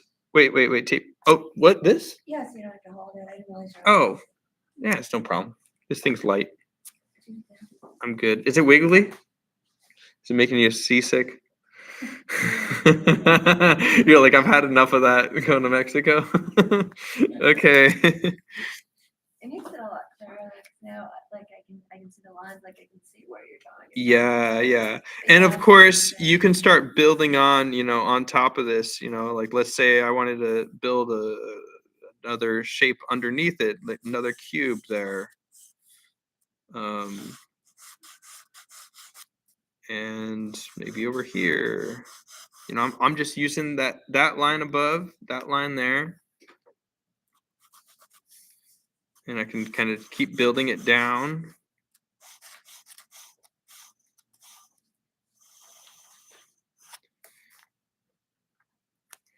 And I kind of want to draw through my objects here to kind of assume where they'll end. Draw really lightly to draw through my objects here.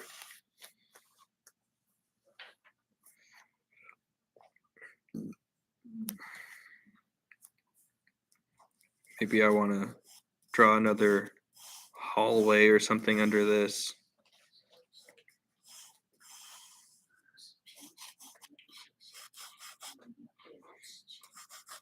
Just making sense for you guys?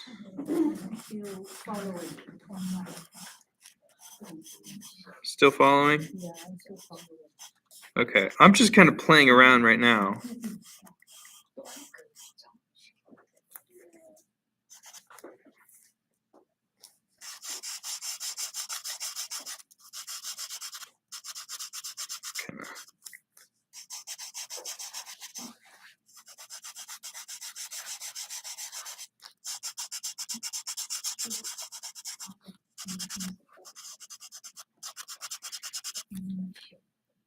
So, what's confusing for you guys? How you doing? Where are you picking the lines to draw it on? Oh, this one I messed up actually. So I can kind of go back and check my lines. So this one I had this angle going all the way over here. I'm gonna know now that I need it to point at that vanishing point. So I can kind of erase away, try to capture that dramatic line there. Make sure that this also has that dramatic line. It's almost straight up.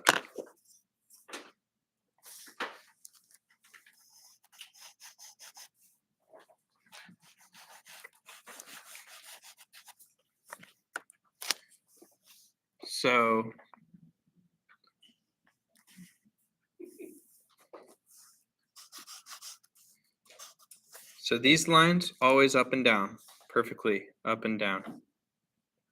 These lines, this one, this one, this one, and this one, always to the same vanishing point. It's basically X, Y, and Z. Yeah. And then all of these points, this line, and this line, all go down to that point. There's so much more to this, but I'll kind of end it here, I think, just because what we'll be drawing this semester, we'll be doing some buildings. Most of them are cubes. Most of them have 2-point perspective. So we'll be seeing a lot of this. We'll be having lots of practice. I'll make a quick little book recommendation. Simple to extreme. If you guys are interested, I don't know about the library having both, but I know they'll have one. And then we'll get to some painting. So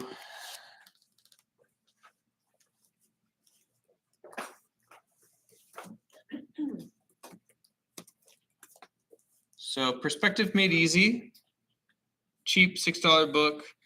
Oh, and it's free. Awesome. I'll send you guys the PDF. This is a real old book, like circa 1940, 1950. Yep, this is it. check that out. I'm gonna go ahead and send it to you guys.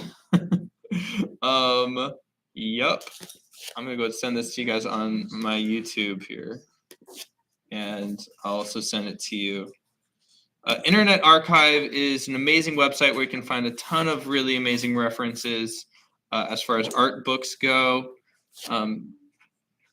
But this whole book has great images on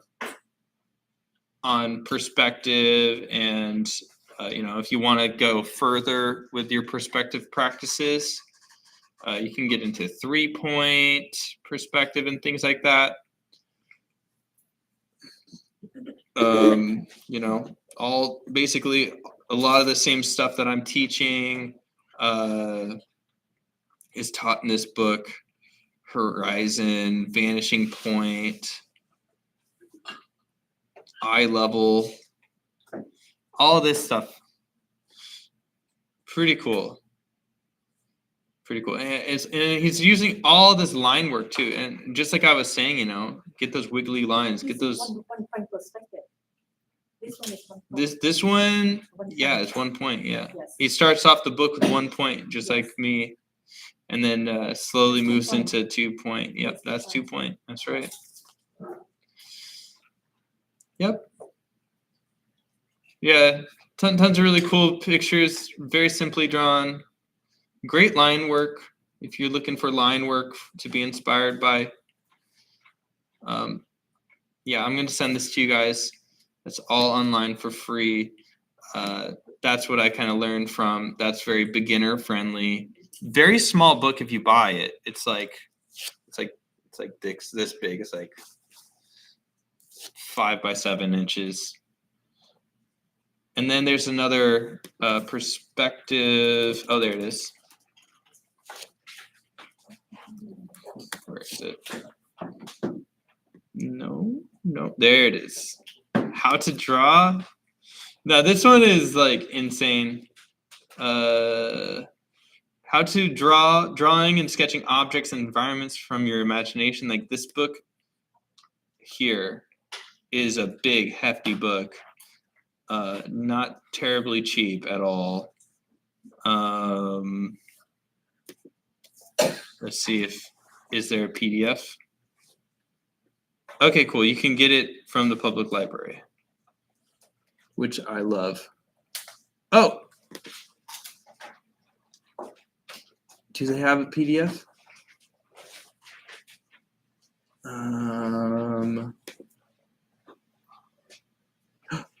They do. We have it.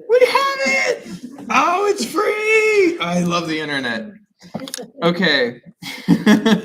Cool. I'll send this to you guys too.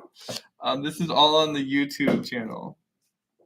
So that one, do we have to go to the library and check it out in person? Or No, this is all free. This is all online. This is Internet Archive, and this book goes way more into depth, insanely into depth, with perspective, and kind of blows your mind with some of the stuff that you're teaching. Like the picture plane, kind of. It gets all about like draftsmanship. Like you're going to be able to draw in a 3D manner and invent. Like you're basically sculpting when you're drawing like this.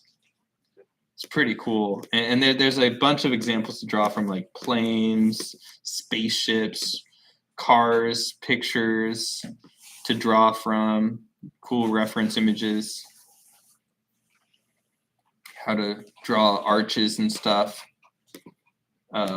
Curved surfaces in perspective. It's insane. This book, insane. So yeah, give it a check it out for free online. If you want to buy it, having it on paper is really nice, but this is a heavy book, not easy to carry around. So, all right. So we're gonna get to painting. Let's do it. So everyone, I'm gonna be using some gouache today. We're working with this painting here. This picture here. Many people will consider this. This is actually part of like a whole internet movement. This is huge on the internet. This is called liminal spaces. Basically, the idea is it's like empty shopping malls, 80s aesthetics that are just kind of empty and dark and haunted, maybe. So it's kind of this generation's version of haunted houses, because I mean that's kind of what started with like the whole Victorian houses, is that these houses were just abandoned. Nobody could upkeep them, and so everyone thought they were haunted and spooky. It's happening again, but with malls. Yeah. So a ton of these malls are just abandoned because not very many people go to malls as much anymore like they used to. Everyone goes to Amazon and stuff. Yeah, Amazon, Walmart, all that stuff.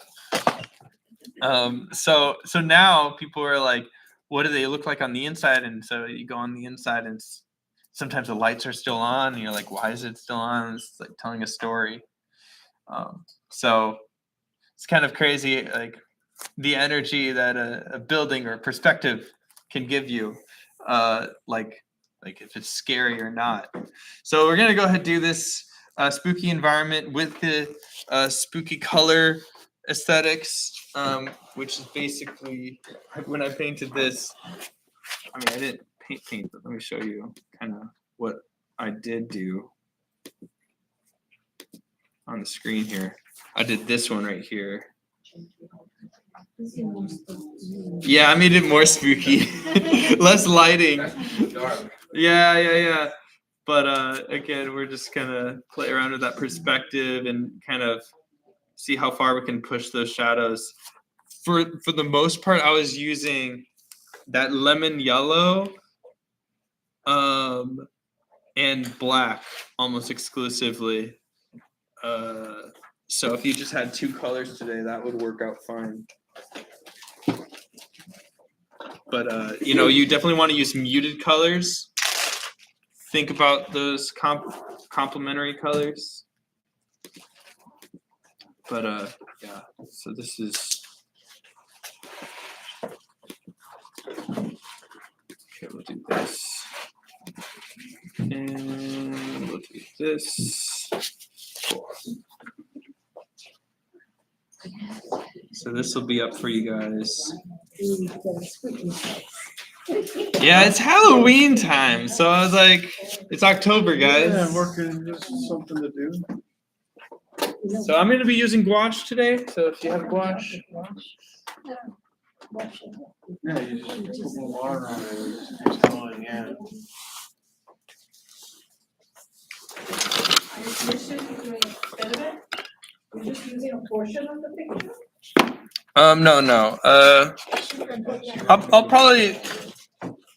I'm gonna do the whole picture, I think. Those lights. Yeah, we'll do those lights.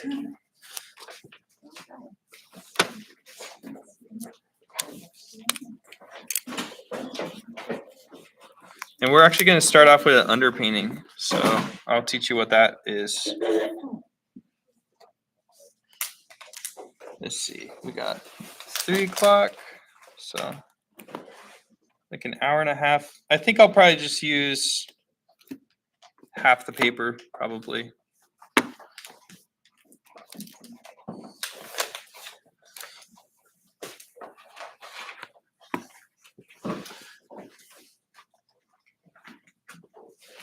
So and next week, guys, if you guys are gonna sneak out, feel free to. You always do it anyways. Next week, guys, I want you guys to bring in some 2-point perspective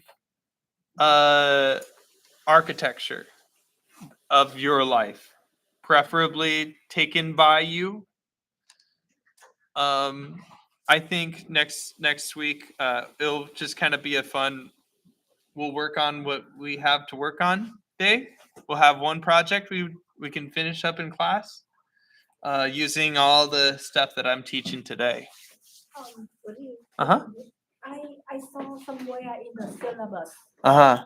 that we're going to learn about 3.5 point something. I thought about it. I decided against it. I figured it's probably better just to focus more on 2 point and really hone that in, because 3 point and 5 point you rarely even use. It's very confusing. Yes, so we're not going to worry about that. Instead, I'd rather you guys maybe make something more personal to you. So bring in a picture of some sort of room or building that you're close to, fond of, have memories of, and we'll paint that next week. Most of the time we look online, we found Yeah. online. Yeah, so try not to do that. Try to take some pictures. It could even be of this building if you wanted it to be. If you guys didn't have any plans, and you couldn't think of anything, we'll do this building. Just take some pictures before you come inside. All right, sounds good. Yeah. Find a good angle of the building or the room. And sometimes like in the restaurant, if we take pictures, the people will look at us and they feel like upset. No, she painted somebody for how long? It was like an hour, Yeah. and she didn't even notice. People are so in their own head. You don't even worry about it. You know, if they say I don't want their picture taken, then don't fight them. It's just don't take their pictures. Just find somebody else, or wait until they look away. I took some pictures of other people. I said, "Can I take your picture?" And they go, "Sure." Yeah, people are flattered. We all love ourselves, so we were like, yeah, just catch me in a good light. Like I was taking a picture of somebody just yesterday, and like this lady, I'm like taking a picture of like the whole aisle, and I'm thinking she's just gonna be painting, minding her own business. She turns to me and she's like, and I'm like, oh, okay. I guess I'll take a picture of you then. She's like, what? Okay. She was like so ready. She's like ready for glamour shots. So you'd be surprised. All I gotta say. Okay, and then tape.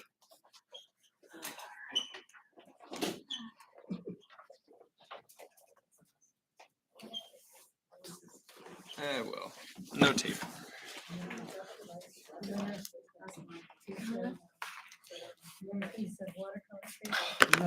Thank you. I've been watching, You wanna and I'm gonna try to put some shadows on this. And see how it you wanna stay? You wanna leave? You works. No, we're good. Are you okay? I'm good. Okay, cool. Oh, this works out. You know what? I like this paint. I'm not gonna do it on the back of it. Okay.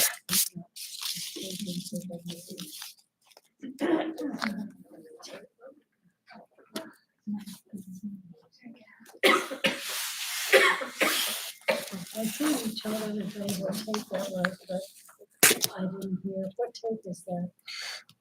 This is some other brand. This has been working well for you. Yeah. No ripping of the paper. Or Feels strong. I try to Oh. put on my clothes a Oh. couple times before I stick on the paper. Okay. So it won't be so sticky. It looks pretty good to me. This. But I have no idea if I got it at the dollar store. Oh, really? Oh. Yeah, then you stick to the paper. It's masking tape. It's not so Yeah, big. yeah. I use this like TSK brand. It's just from Amazon, but it has really good reviews and it's given me no problems. I've had so many problems with tape. Yeah. But, if you have like higher quality paper, I mean, I guess you just never know. Sometimes tape can be pretty aggressive.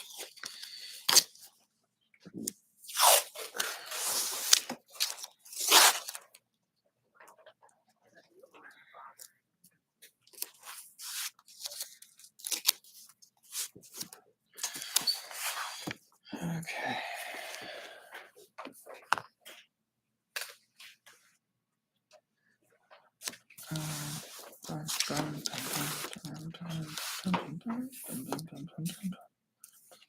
Here, did you need this? Alright, thank you. And of course, paper towels.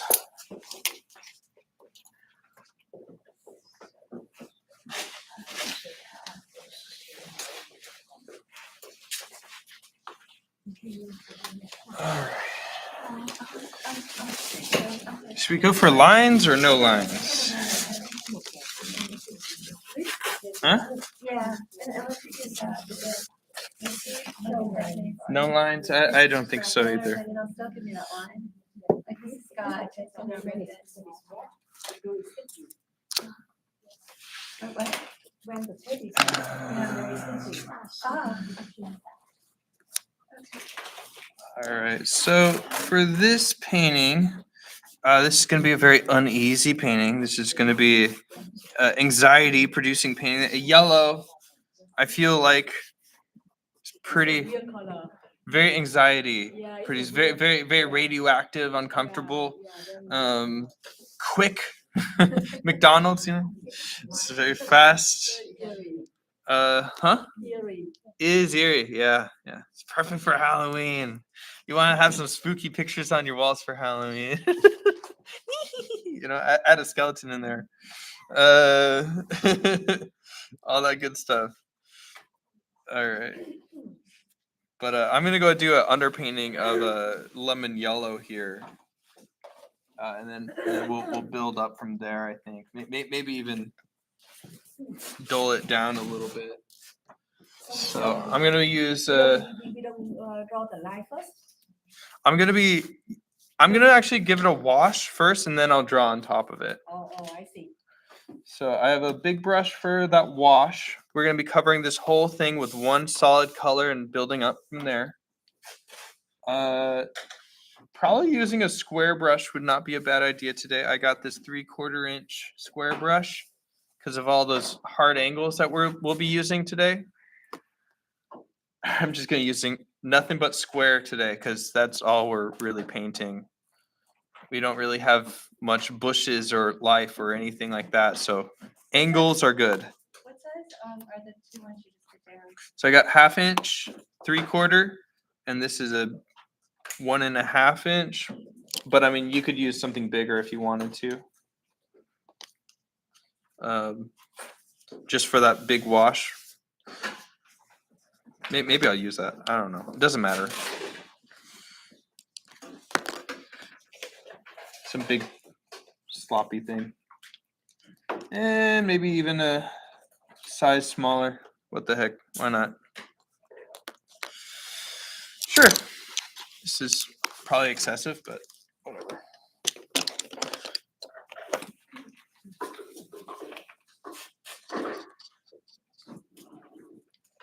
So I'm gonna start off with a wash here. So I'm kind of getting general color of the whole thing.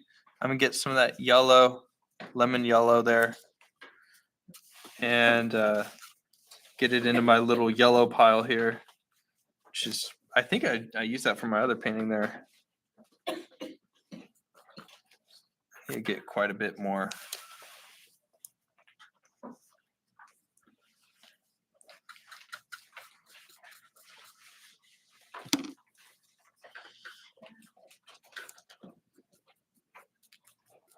So it's good to make a good sized puddle if you're going to be covering up a large surface area of what that color you need is.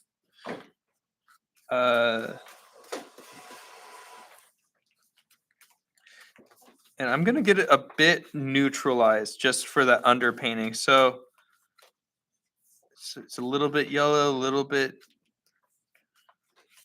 green. So maybe a little bit of that, maybe just a teensy bit of that purple. Get that in there. Just to kind of neutralize it. I don't really want that pure yellow. That's gonna be too much for me. And that should be good. Maybe a bit more water. This is a large surface, so I'm gonna take even more.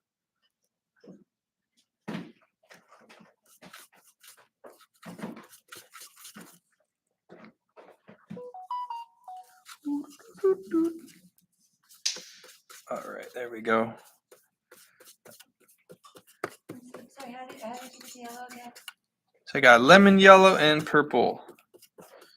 Make a nice big pile of it over here. I'll probably get back into this. This is kind of the general color.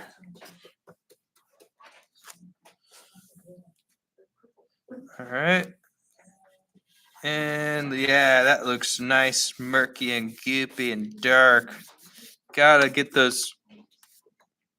And we get good amount of water in there.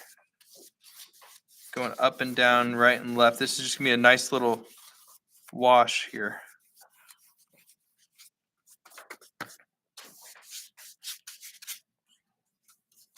Do you have the water like all drenched, right? Huh? Do you, so, you're wetting the water, like, I mean, wetting the page. Yeah, because I'm kind of going up and down with it. So like I mean, right you on could the- get it wet beforehand if you wanted to. Sorry, I was interrupting. Oh, it's a wet on wet, basically. Yeah, it's not a bad idea. That would help things kind of settle in a nice way. Oh, that looks good. Gosh, the colors are so different in person. If you want to see it in person, you can kind of see. It's a lot different. Yellow and purple. So that's the lemon yellow and purple. So it's like the, yeah. So that purple is very close to the opposite color. We're looking on a color wheel. Does anyone want a color wheel just for reference? Yeah, I got some for you. If you want to borrow it in class. So you can see here, there's that yellow, there's that purple. Purple is also very warm. You kind of drew a line. Like this side over here is very warm. This side is very cool. We won't worry about that today. But we should be paying attention. In fact, I'm going to hand this out to you guys. I'm going to hand this out to you guys. I have enough for everybody. Who needs a color wheel? Oh, yeah. Yeah. I got one, but it's just too complicated. It's got all the same information. You'll be okay. Can I go get one of those, just make it easy?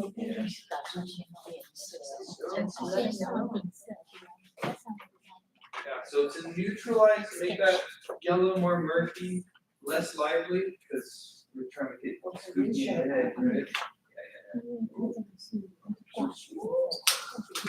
But you know this cost.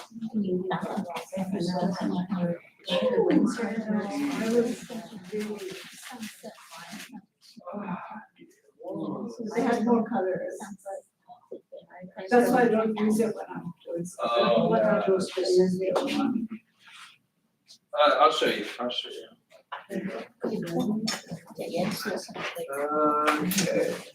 And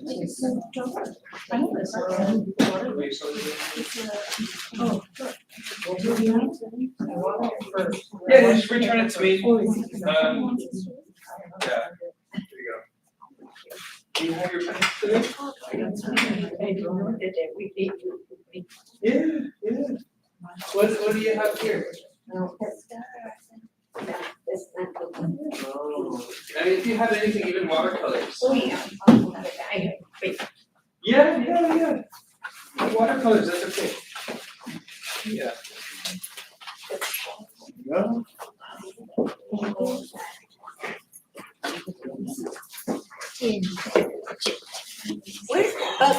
Where did you get these?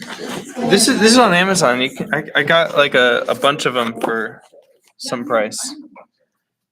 So what I really want you guys to focus on today is this grayscale here, and to pay attention to how dark certain areas are of your painting. When we get to it.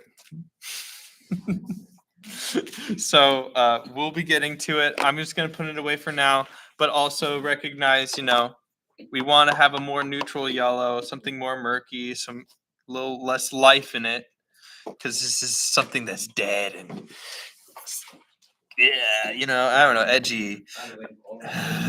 So I add a little purple in there, so it's not happy. Oh, I forgot the front row, didn't I? Sorry, guys. Right, so if I'm gonna start with, I only have watercolor Uh-huh. for the light. So when I do the wash, I leave the light blank, or I go over everything and just use them. You know my question. Yeah. So yeah, watercolors. You'd probably be drawing. Yeah, I'll leave them blank. Yeah, I mean, for me, I'd probably be like just throwing some gouache and just use gouache with your watercolors.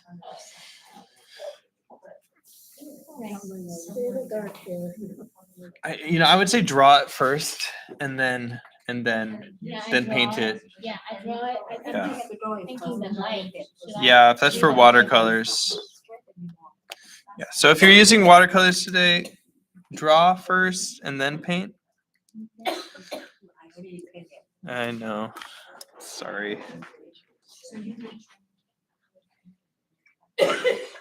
can always add white to your paint.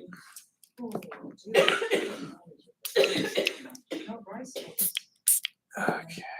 Alrighty. So when I'm going to be drawing this out here, in fact, I'll pull in the image.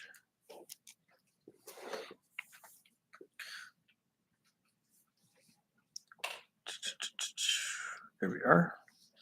And here we are. Cool.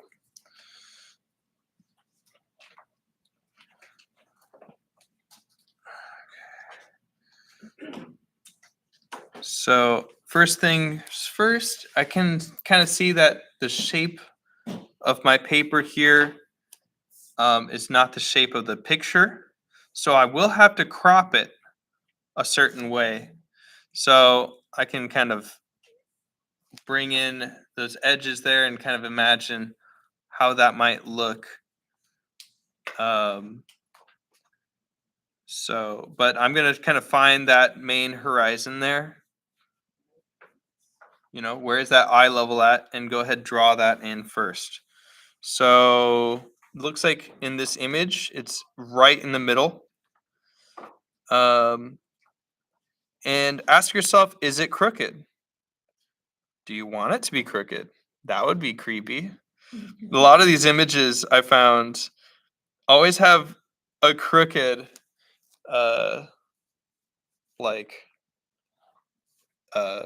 floor to it, so it kind of makes it even more uneasy.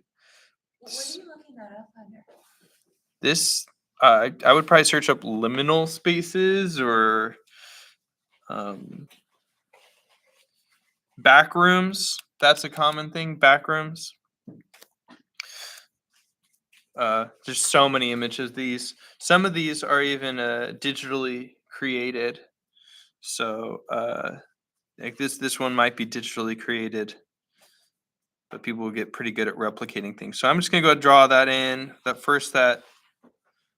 that line in there. I see warping. I'm gonna get it wet on the backside too.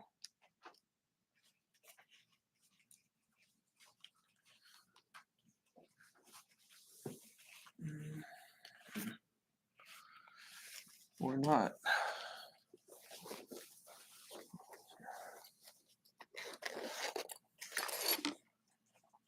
Okay. I guess I won't.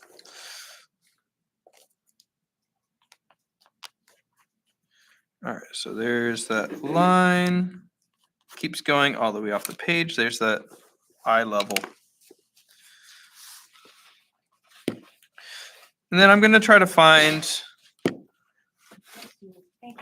the angle of the most dramatic thing that I can see in the image, which I'm looking at it and it's going to be this back wall there and this back wall there, and kind of paying attention to those y-axes. Remember y-axis? That's everything going up and down, right? So I'm going to try to pay attention to where that's going to be in my image, somewhere around here. Can you guys see that okay? Should I use a darker line just for you guys? I figured. All right. So I'm going to use a pen line, but you don't need to. This is just for teaching. You guys should see it now. So there's I thought we should draw first before we pen because Yes. after you pen it, you cannot erase.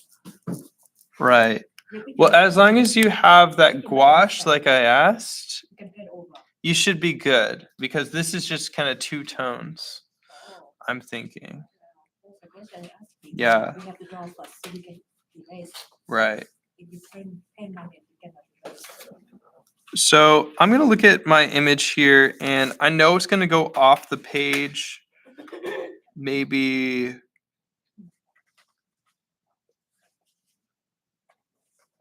like a third of the way out. So if I was to measure the paper, maybe a third of the way out, kind of at that S point, or I could kind of, I really don't care what you do with these things. I'm just going to draw right there. I really don't care. So I know that these lines here will all go out from there.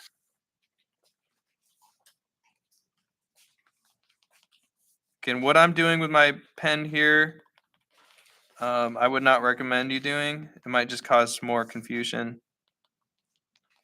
But then again,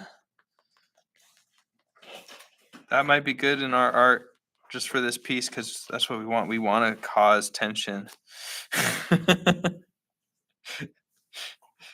We're making a haunted house here. Why has there not been a haunted house like this? You don't see it too much. It probably takes too much space, but.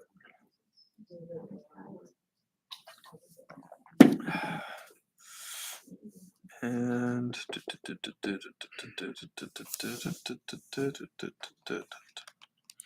I'm just gonna I would be using pencil usually, but I could just go do those lines there.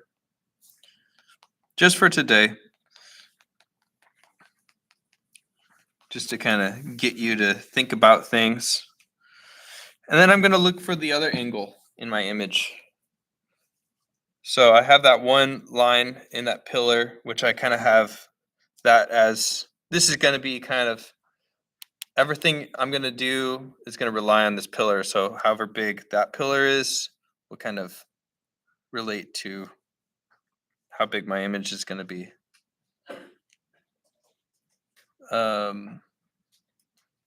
All right, so I kind of see an angle going out over here.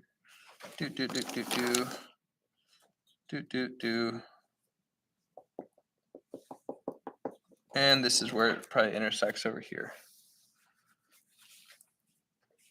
Well, would you be able to switch your pictures so that you're a much closer? Oh, yeah. Yeah. So I'm kind of looking at this point here.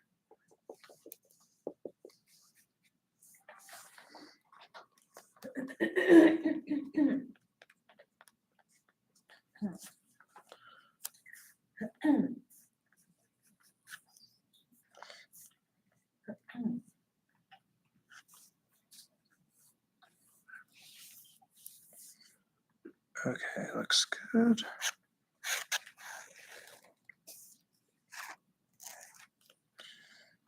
Cool.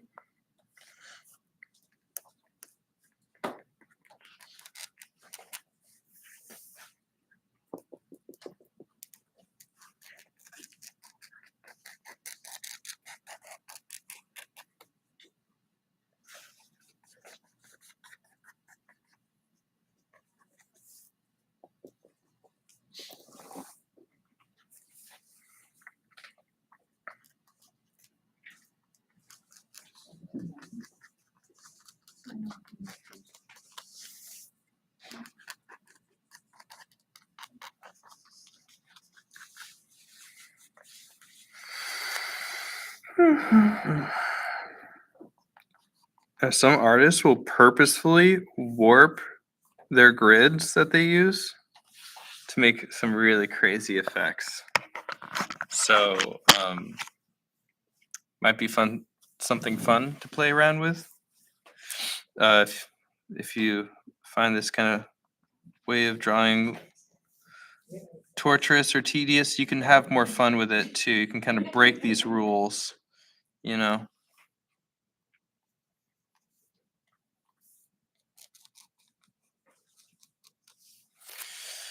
Oh, it's so confusing. Okay. But once I start drawing, then things will make more sense. It's so funny how it's like it can be too much, but then when you start drawing, it's just like, oh yeah, no, that makes sense. Alrighty. So I found the pillar that's right up here. Following it down.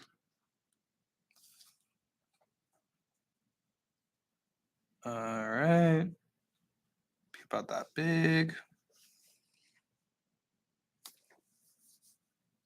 There we go.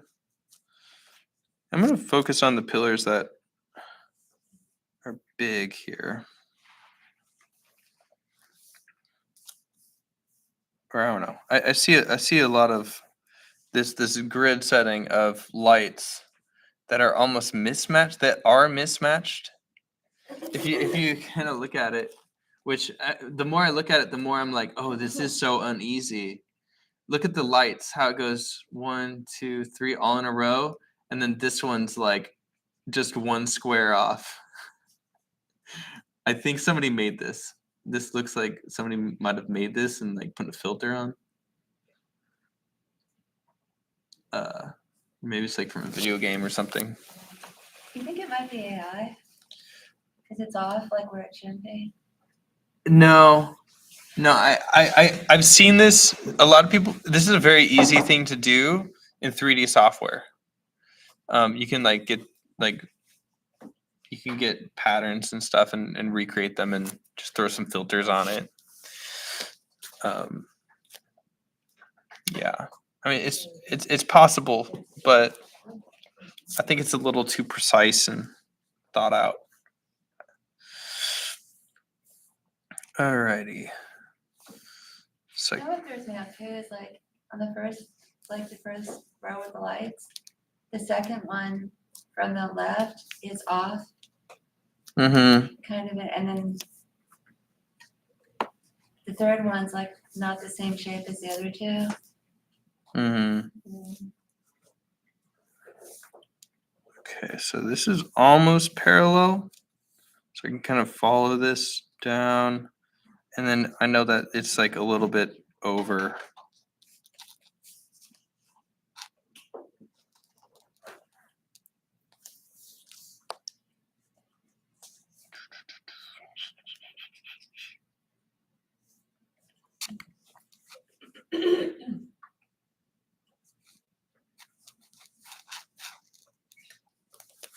Eh.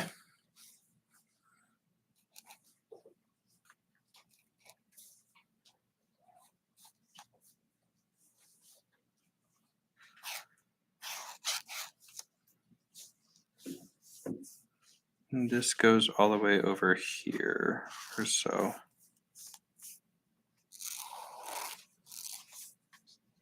Oh wait, it's more like this.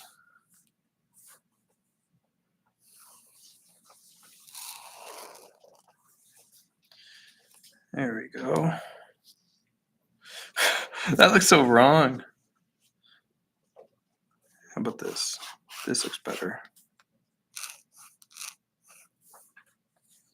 And then this.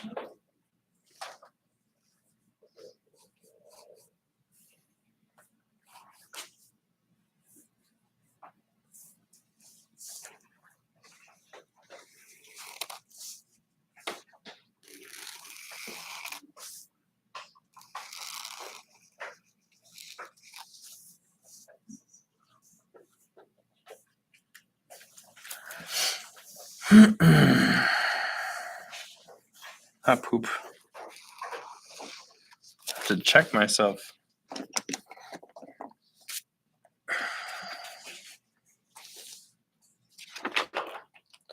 thinking too much here.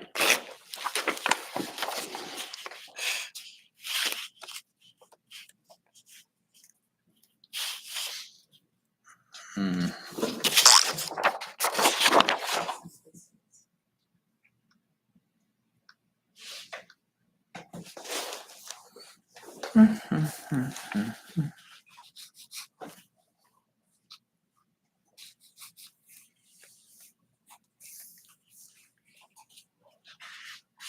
And this kind of goes back over here.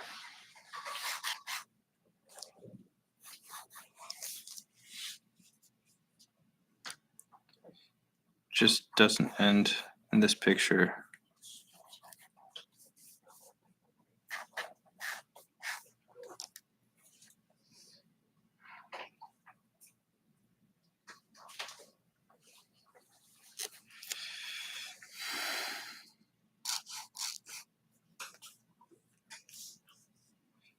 And this goes over here.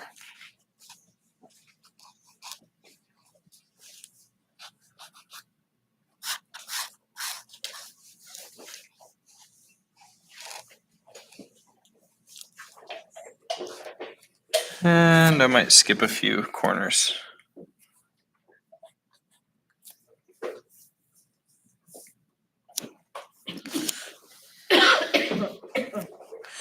And this is like a back wall over here.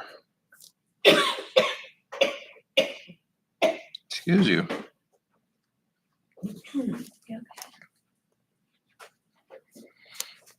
Okay. And of course, just like last time, if you don't get the right amount of lights, that's okay. Don't stress about that.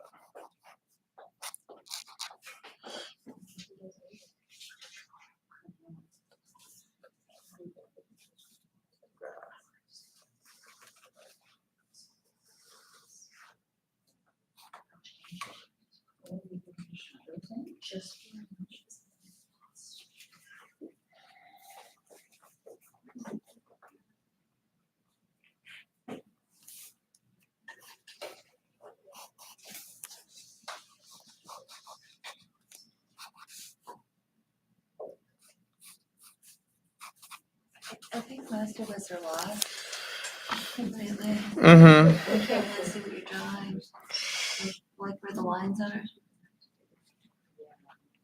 I'm a little lost too, but it's all I'm doing here is I'm just following whenever the angles are on the ceiling,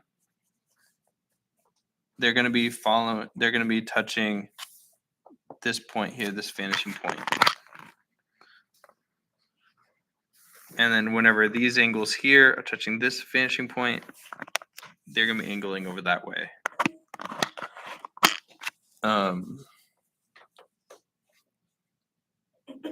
I'm breaking down in big shapes here, like here. And then I can kind of chop it up a bit and adjust things as I need them.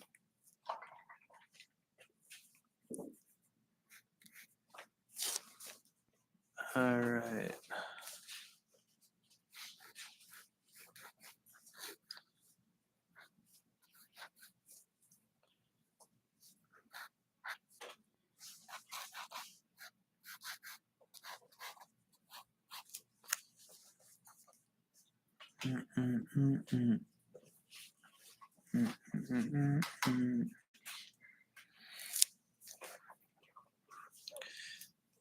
And like we said, these lights will be in line with each other.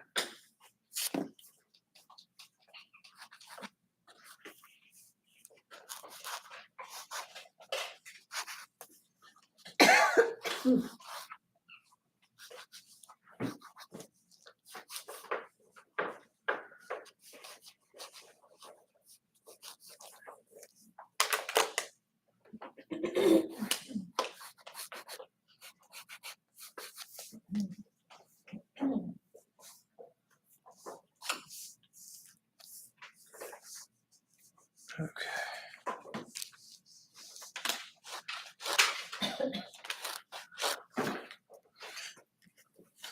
Okay.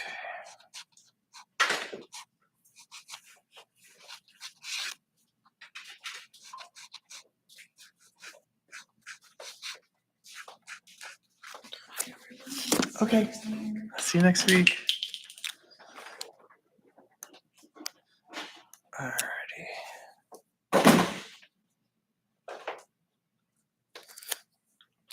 Okay.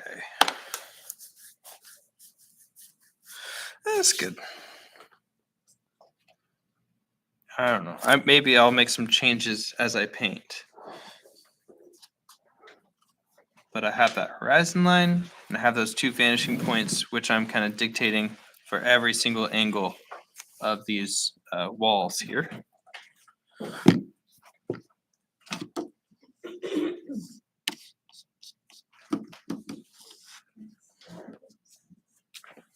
kind of thinking about, where I want those pillars to be in my picture.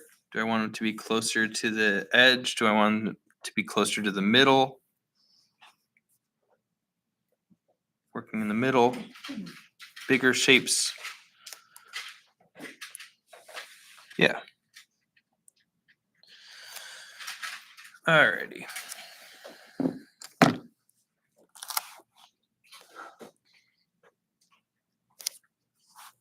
So I'm going to be working on each of these walls individually. I really like using that yellow, just a little bit of that purple.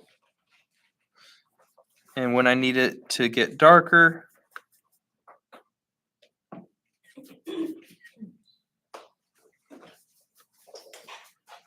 I'm just going to be adding a lot of black. Now, this is where the color wheels come into play. Oh, okay.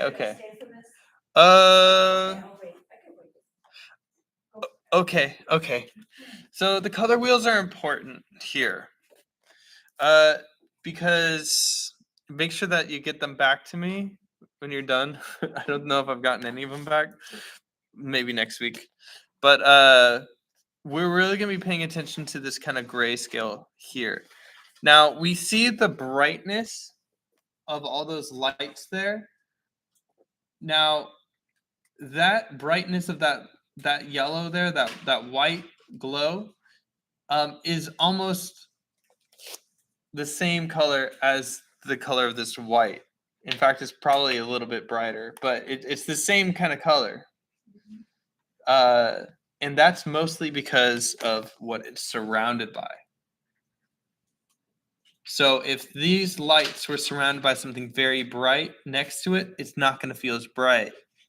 So that's your biggest hint that the background is going to be much darker. If you're wanting to create a really sublime, powerful sunset, kind of sun blaring in your face, you're going to want to make the sky a bit darker, actually, so that sun feels brighter. So I can kind of look at this and look at the picture. I have it on my phone here, just for those at home. And I can kind of see if I was to compare this next to them, it might be closer to like 70, 80% dark, maybe even 90. Maybe it's about 90% dark around those lights there. One of the darker areas of the whole picture is the ceiling. Probably what creates all this ominousness. So I'm going to get that yellow and get a lot of that black, and I'm going to just kind of add that in there. And I'm just going to be working on one plane at a time. And I'm going to work on the biggest planes here. So this is really dark. This is just black and yellow. And I can kind of compare it with that grayscale there. It's about 90%, I think. So I can paint that in there. And look at that. See, when I paint around all those lights there, It's become light. compare with the dark. Exactly. It's almost immediate. And the darker you get, the brighter those lights will feel. I'll make sure I have enough for the whole painting here, so maybe I'll mix a bit more. Black and white. This is just black and that lemon yellow. That lemon yellow and black, I mean, that's basically all we need for these paintings. This is definitely a analogous color scheme. All right, thanks for waiting. No, not a problem. I'll be back. Okay. I can kind of angle that brush there and color in that ceiling there. Everything except for those ceiling lights.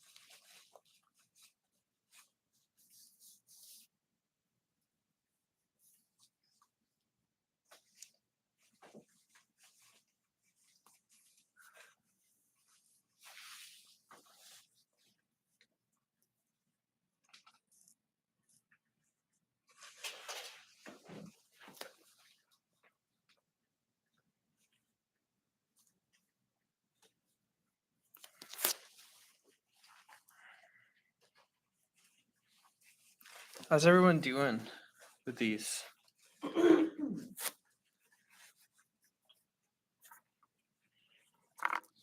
Huh? Just doing my own thing. Yeah.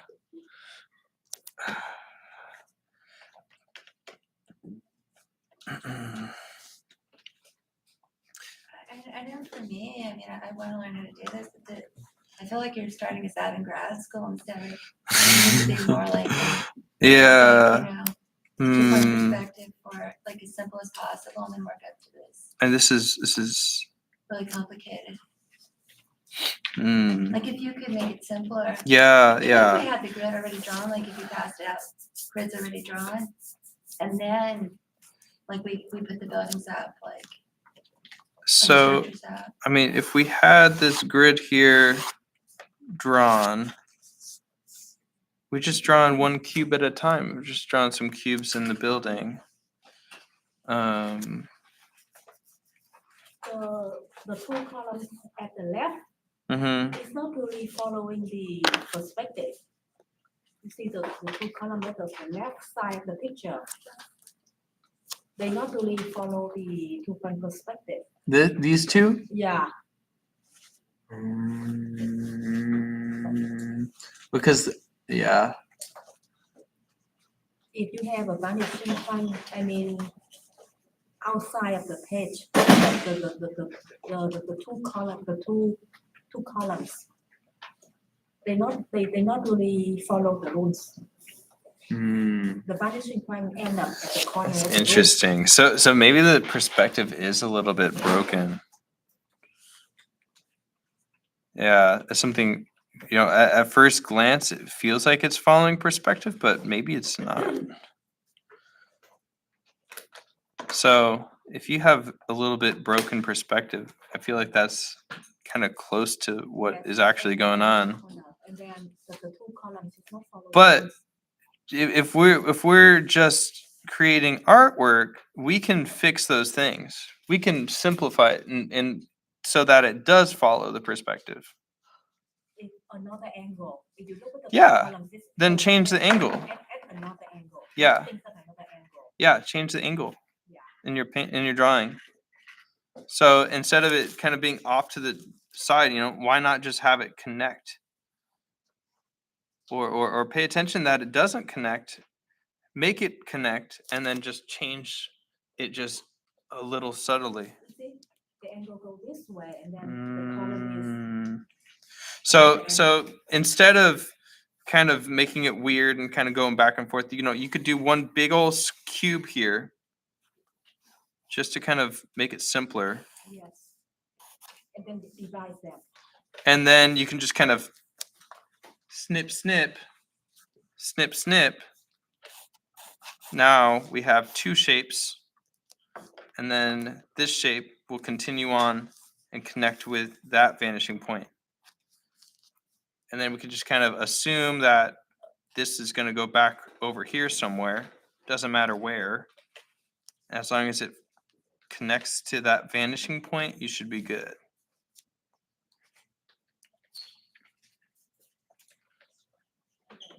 Does that make sense, guys? A little bit. So, it's like we're in a big old cube here, big old box. Right?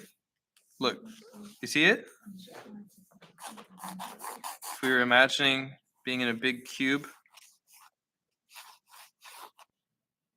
I mean, that's basically what we're looking at here. And then we're just looking for right kind of values.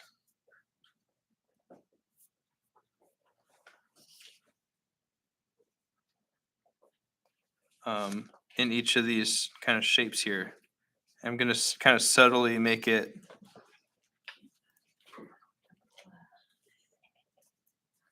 more yellow as I get towards this way.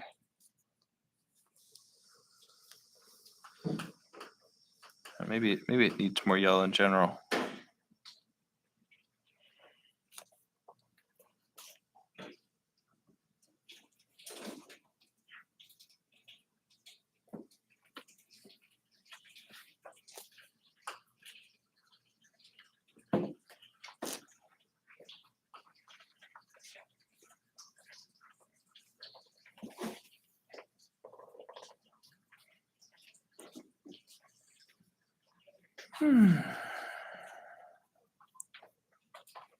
Mm-hmm.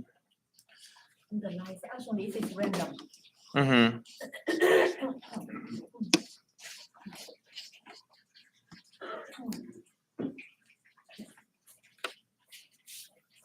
I mean, the lights have an order. It's just, but like, I mean, you can change it though. You can change it when you're painting it. So if you don't like the randomness, you can kind of give it like an order. But trying to make it uneasy, you kind of want that bit of unease, that little bit of randomness. I mean, I think it's a good study for tension. The more we look at this, the more incorrect it feels, and the more incorrect it feels, the more we can kind of pinpoint, why is it uncomfortable? Why is it not good? Learning why something isn't good is just as important as knowing why it's yeah. Yeah, so it's important to know those dualities, because maybe you might see yourself doing some of these kind of things that are uneasy in your paintings that you want to make nice, and you're like, you can never really pinpoint, why does it not look nice? So yeah, I think we're still learning something good here. All right. I'm gonna add a bit of white going into the walls here.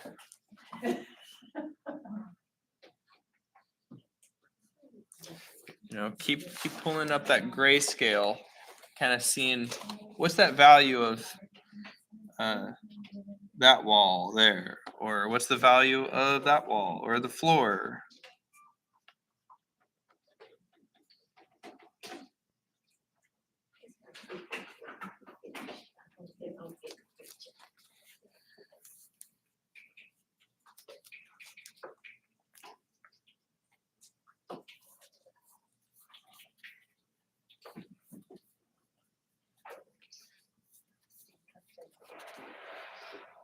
Yeah, so this is what you call it underpainting. when you kind of cover the whole thing with a single, usually neutral color. Underpaintings, you can use tons of different colors.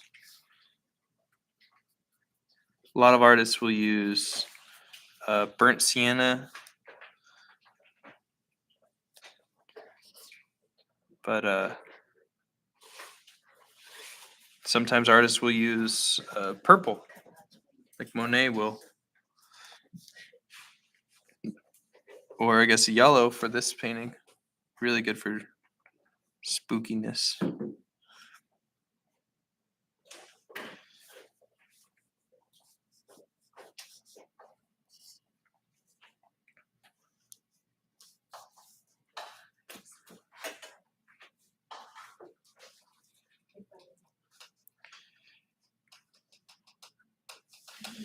So I was told by somebody in the class that this weekend, if you guys are interested, is what's it called?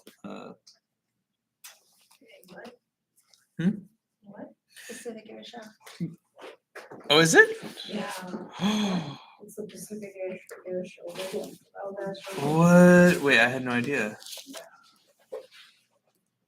What is it? Pacific Air Show. I had no idea. Huntington Beach? Oh, what? You're practicing on the leisure road. Oh, really? Sonic booms and- Jeez. Yeah. So, airplane show? I guess so at the beach. Oh, really? Huh.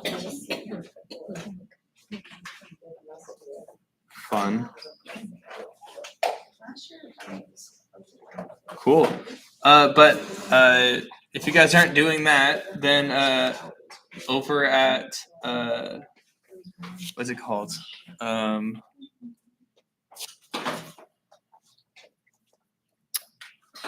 Urban Sketchers. Sketching Orange County. They're gonna be painting over at a church in Orange. Let's see. Where are we at?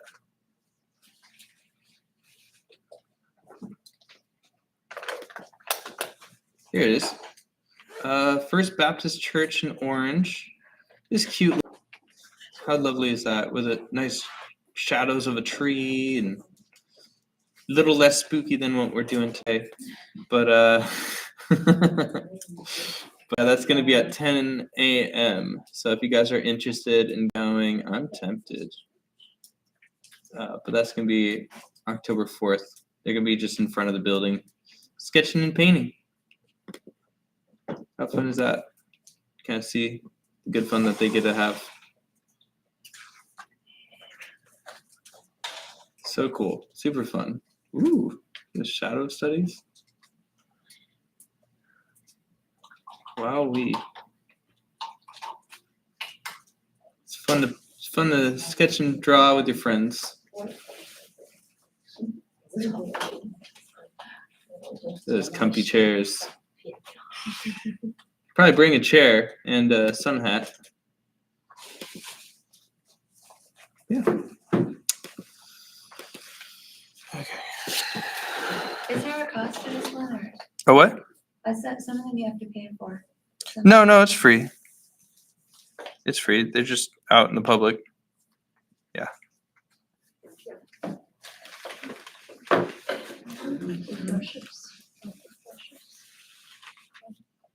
What about your glow in the dark rice Oh yeah, that's fire, in that's the dark? that's tonight. That's Oh, that's tonight. tonight? Yeah. I'm excited. It's gonna be fun.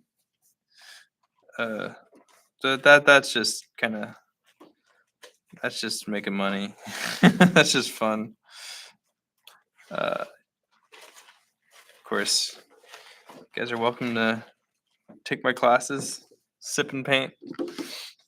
I feel like you learn more here, but it's good entertainment. Is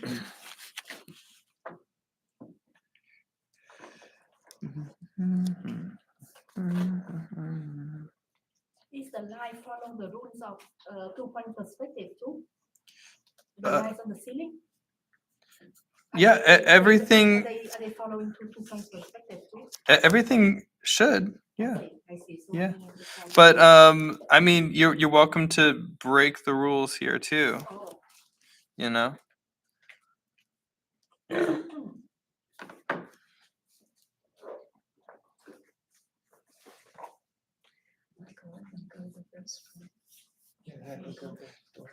Yeah.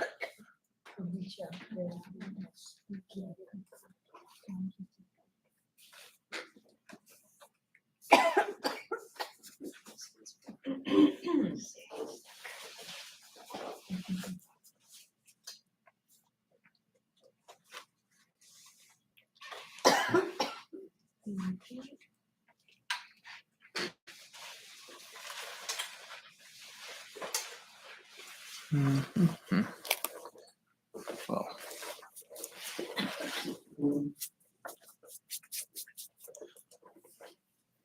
But yeah.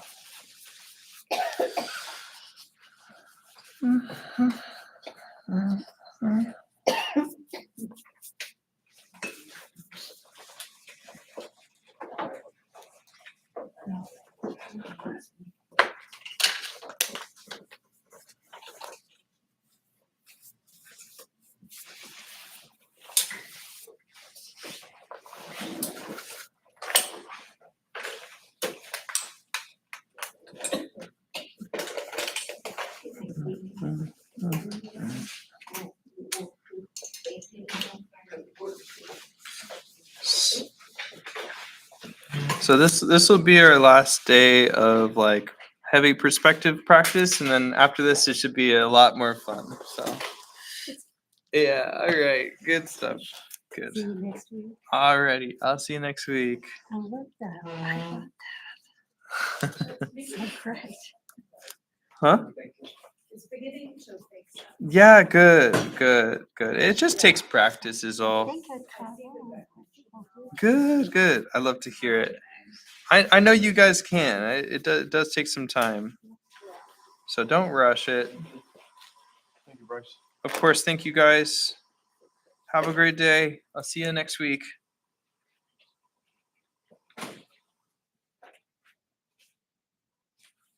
And I'll be posting those references if you guys want to check out the books at home. Yeah.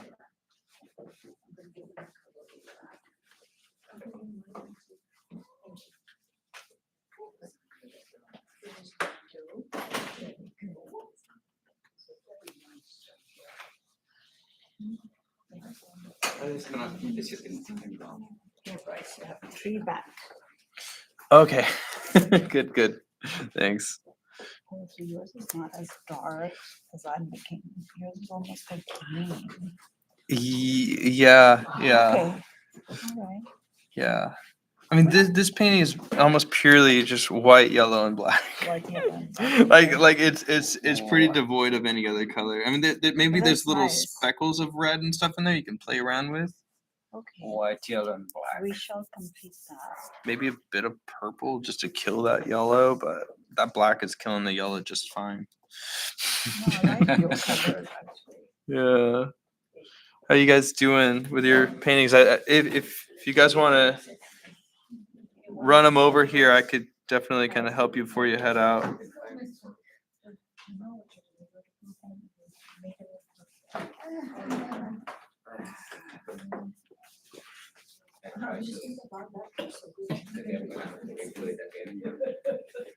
And Victor is one. Okay. All right. How you doing? I'll go home and try it. I'm taking pictures. and try to Okay, do it. good. Yeah, just one step at a time. I mean, you're new, so Right, no very pressure. Doesn't need to be perfect. So.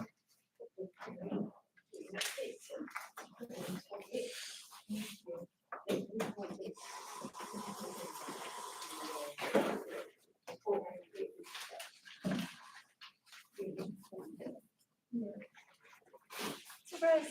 Mhm. Can I ask Yeah. try one of these from you, or- You don't like it?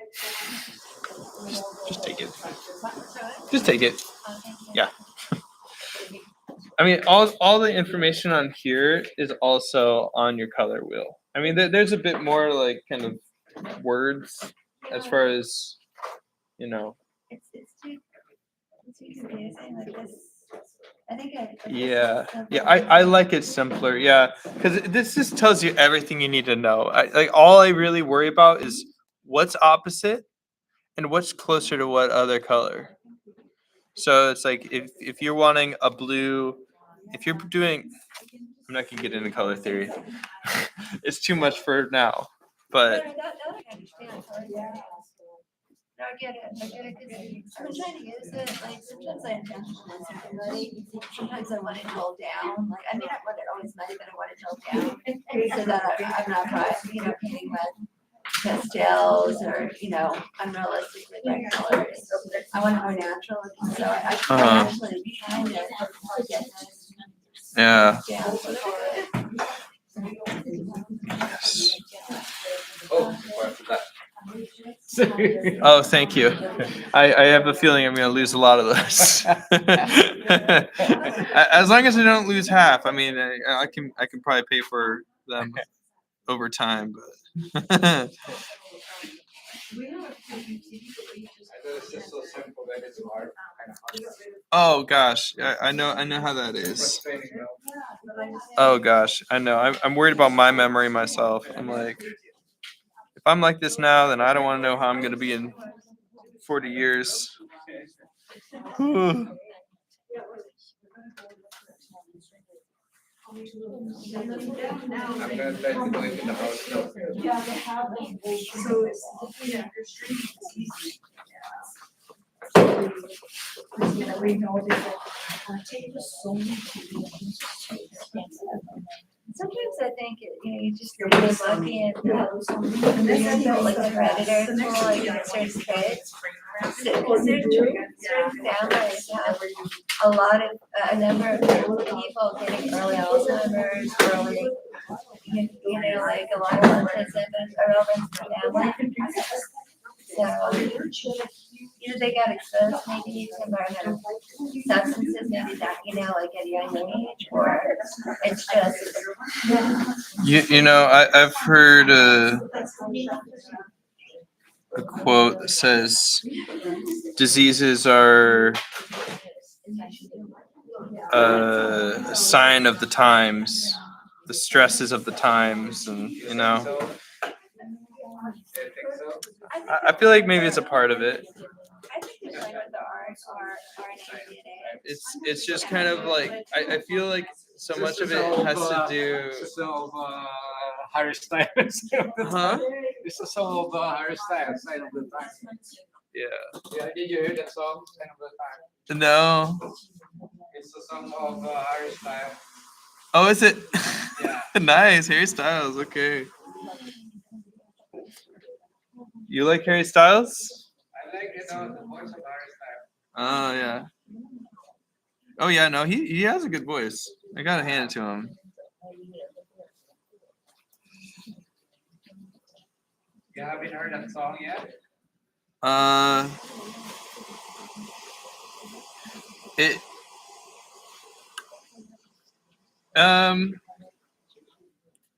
I've heard of his songs before. I haven't really binged his music or anything like that.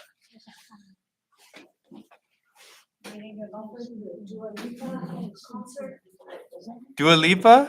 Ooh, that would be fun. Too expensive for me though. Pop music is so expensive. I like finding little voices, little names.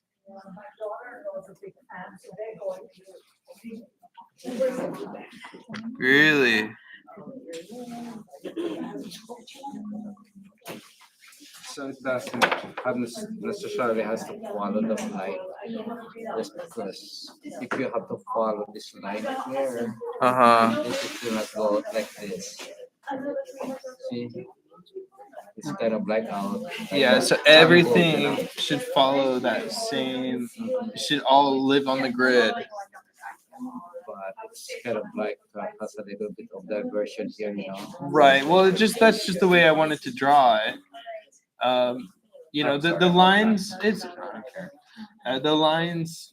Like they're there to help, but they're not law.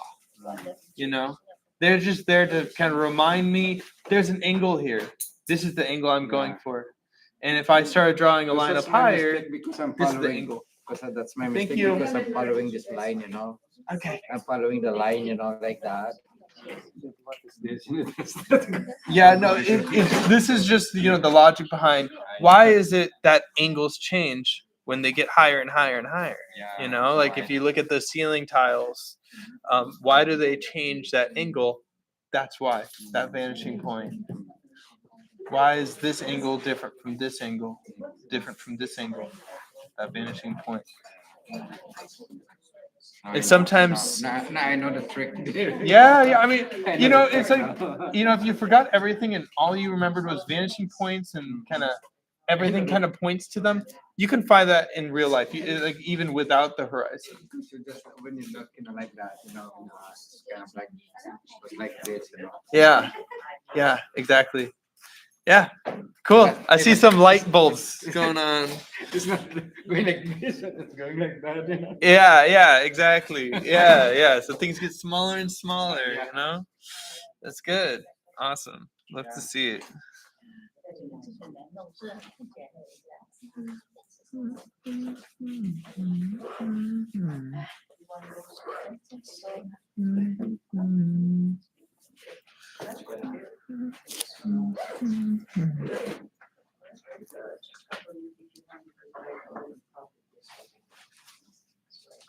Practice and practice and practice.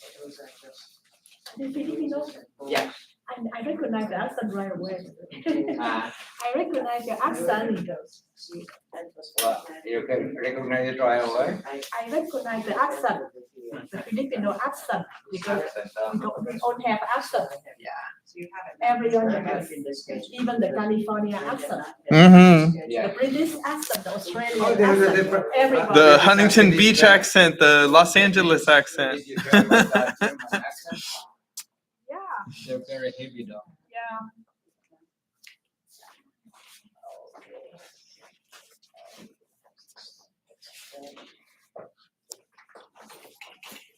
So you don't need to really follow this color. You can do your own thing. I mean the colors. See the colors. I mean- this one is yellowish, color. Yeah, so I'm just looking at the values. That's all I'm looking at, and I'm just really playing around with, how dark or light everything is. Yeah, that's the same thing like mine too. It's it's frustrating, No, because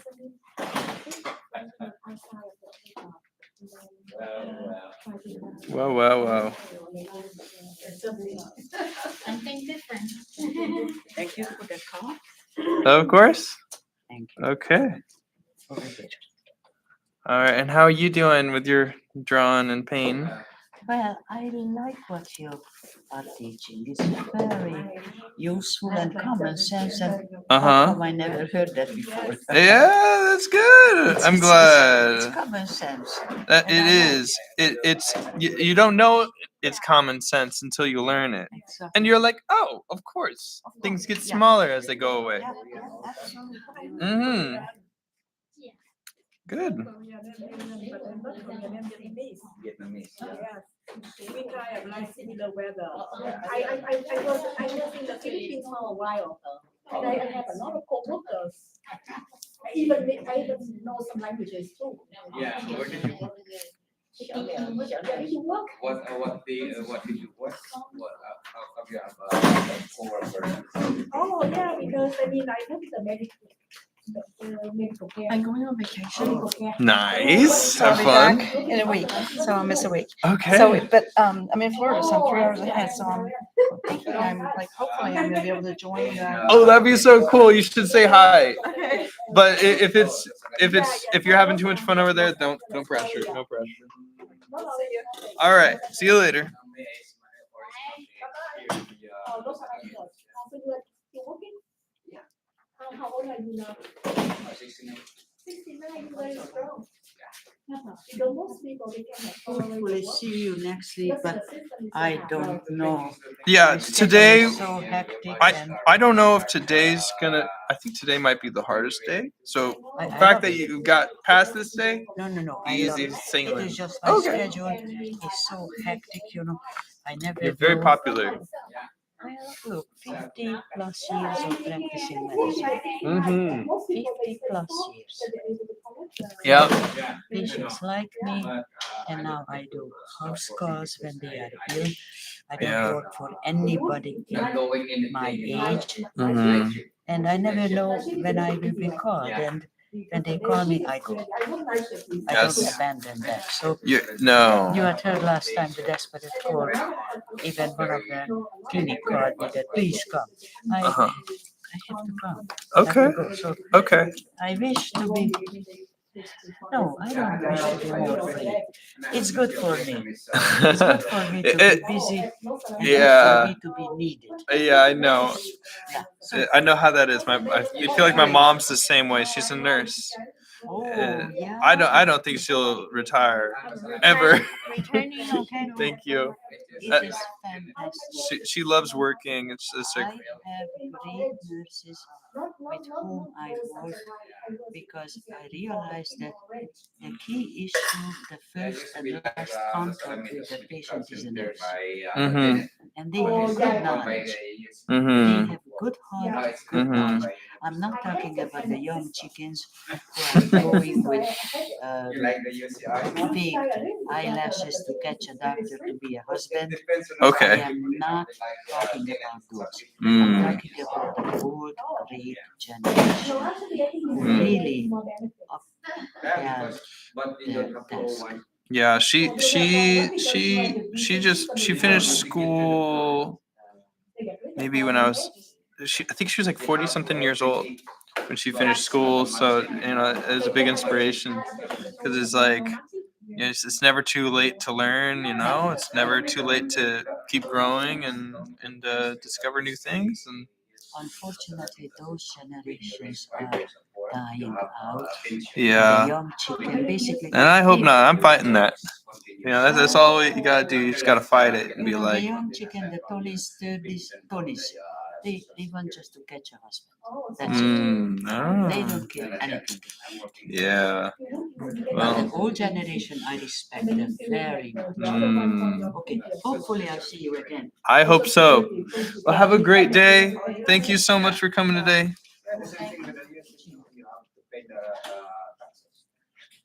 But they need to separate. But they don't have the 401k. They have 403 instead. Lots of places, I mean, we put in 401k, lots of. No, they don't offer. Except the public, they have other thing. I don't know because some company they offer 401, but you see Universal Corporation they don't. They have 403b instead. But 403b doesn't have the matching contribution only for the 401k. Yeah. 403b no. Yeah. But they don't match that much. They don't really match that much, so it doesn't matter. The 403, the 401, No 401k they don't match. match that much. They match. They match. 3%. Yeah, it depends on your contribution. Yeah, the this is only about 3%. If you say like 3%, they're gonna match 3% too. No, not really. Everything is 3%. Yeah. And it depends on the year. If you have more years, I mean, because possible, I mean, it it depends might on go your up. contribution. If you want to select, you have to max it to 5% or 10%. No, they don't really max it. Outside, they don't really max it to 5% and 10%. If they used to have The that in the 5%, most people go to the county, for the county, they can match it to 8%. They do that in County. Tenet before. You And can have the before. form, yeah. But I hate the tender system. I mean, I told you. Don't like the tender. But UCI tender system, I mean, they. No, the See, like, universal California, they don't have for Hmm? one. They I, have Oh. like, long time ago, I worked I with guess- them, but long time ago. they have only for 3 pins, not for all. A lot of other places, a lot of other systems. Boy. So still working, are you full time or just part time? I'm still working Are you full time, working full time or part time? Huh? full time. Full time? Mhm. I know Filipinos, they work like 2 jobs, No, even 3 jobs I at my place. but They come from another job, they go to another job, after that, not getting a rest, and then they work like, sleep like 3 hours I a used to day. do that, working 16 hours. Yeah, and then they have. How did it turn out? heavy No, very flat, Mm. not very flat. You know, it's Yeah. all about I hate it. Ah. because you can see it right away with the biggest plane. If you look at the picture, the very biggest area is going to be next to those lights, and you really want to get that right. If you get that right, So right now you work like it's 3 smooth days a sailing. week, 3 days, Like, 3 look at that value in there. It's really, really dark. I'll make it like darker. It's dark. How Yeah. many years you look at a nursing assistant? How many years? I work like 2000. But so far so good. I can tell you're the only one that's really showed there. So thank you. Bravery. 2019. And then now too? Now I'm working in the hospital. 2020, I work in the hospital. Also, you working since 2023, 2003 until now. So 22 years total. And then what did you do before in your country? So I just I need used to work get in this part the boat. In the what? Boat. The wood? Boat. You know, the boat. You know, the motor vessel. Are you fixing things? Yes. Oh, I see. So that is another thing. Yeah. Okay, nice talking to you. Like Nice talking to you. this Yeah. here, this all kind of dark Bye bye now. slowly bye. changes from this to this. Kind of, Yeah, you want to kind of capture this value, and you want to kind of capture this value. I think I have them all the same. Yeah. Actually, they're Oh, different. it is a very hard work. I mean, it takes a toll on your Yeah, body. like this here, really close to the light, really light. I love the work Gets because darker I and darker to this value. meet a lot of people that are nice. Some people are nice, some people Yeah, are but you bad. work in Orange County, if you look at LA, there's another thing. People in LA, they crazy. No, you know the good place to work is in UCLA and Cedar Sinai. Yeah, but too far. Cedar Sinai is far though. Yeah, too far. But LA is crazy. Orange County always better. Yeah, I'm gonna just in the house and try to do my own stuff.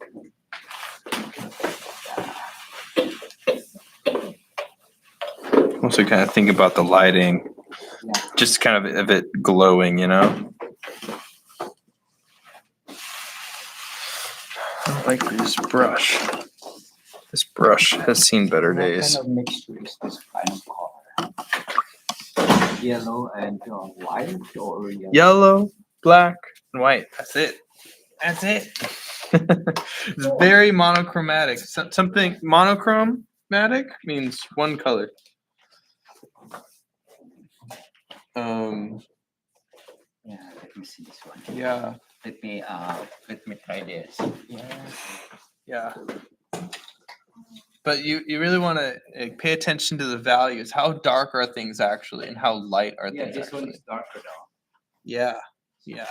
So you might assume, how dark percentage wise do you think the ceiling is? So this one is combination of the yellow and the purple. You said right?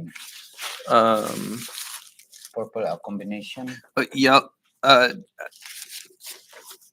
just pay attention to the value, how dark something is or how light something is, and really pay attention to that.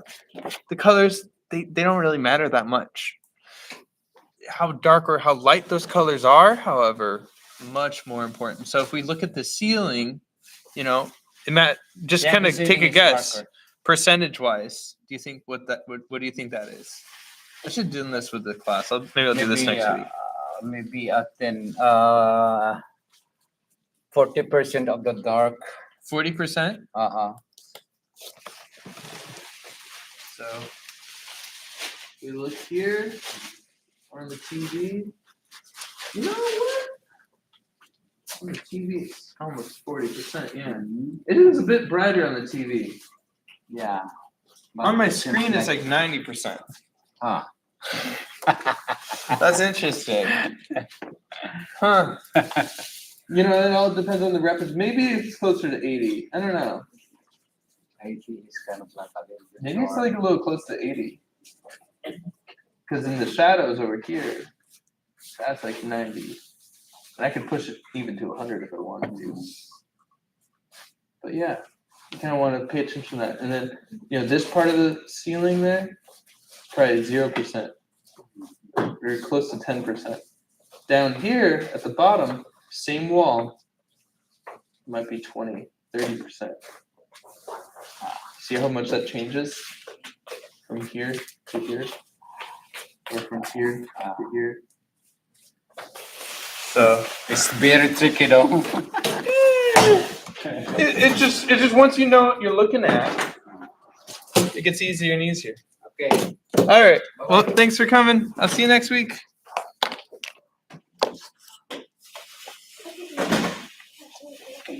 Oh boy, I gotta get cleaning. If you guys want to keep working, feel free to hold on to the tablecloth under you. Just bring it to me next week. That's fine. Huh? I know, but I'm gonna be leaving at like around 4:30, so. But you guys are welcome to stay here till 5 if you wanted that. Can you bring this to the teacher to with the one from the one sit next to me, to one from me and one from the one next to me, the color wheel. Those are two, I returned two color wheels. Oh, okay, cool. You got it for her? No, I mean, the man next to me, he left his man, the color, the one that I'm using and return it. Oh, so what do you need anything from me? No. Okay.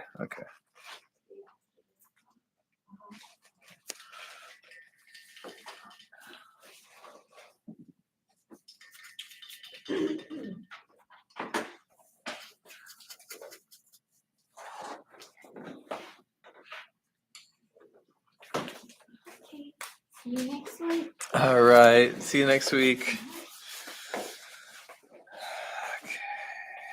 Okay.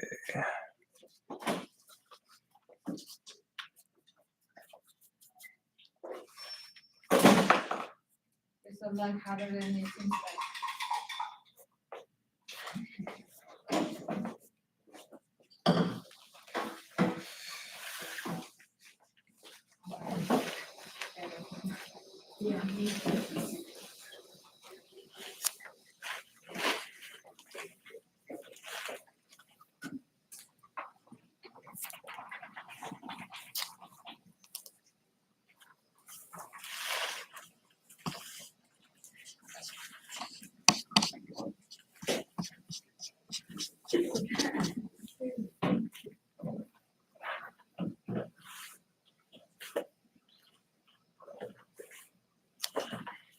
Okay, thank you very much for the class. Okay, of course. Thank you for all the teaching. Yes.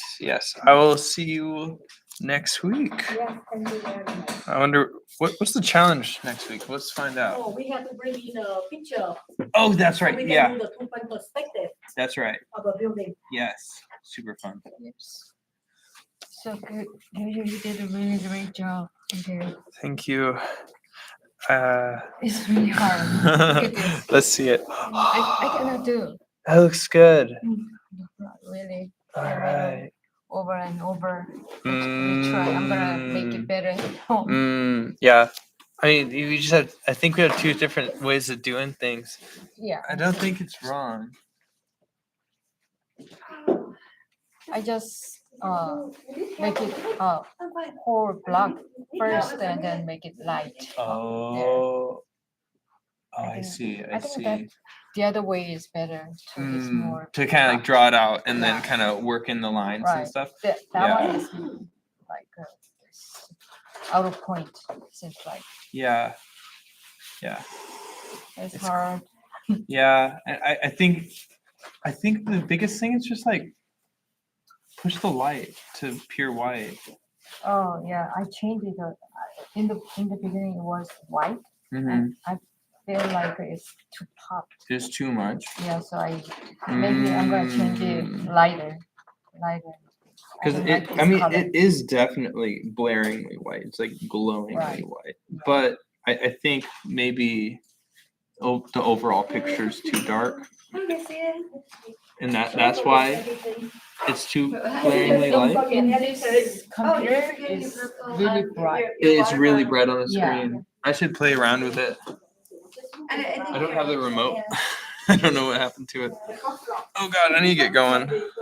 Oh, okay. But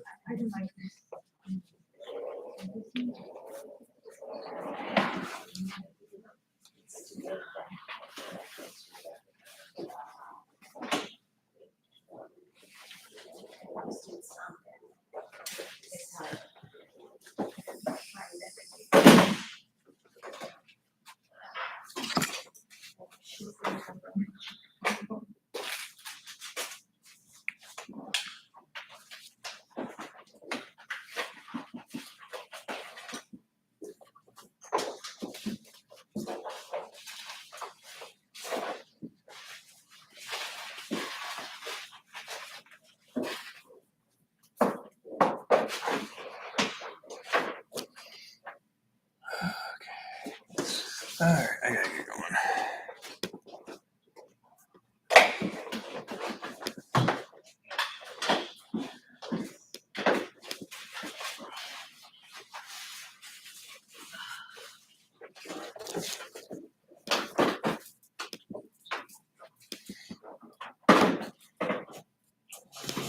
You got some good references today.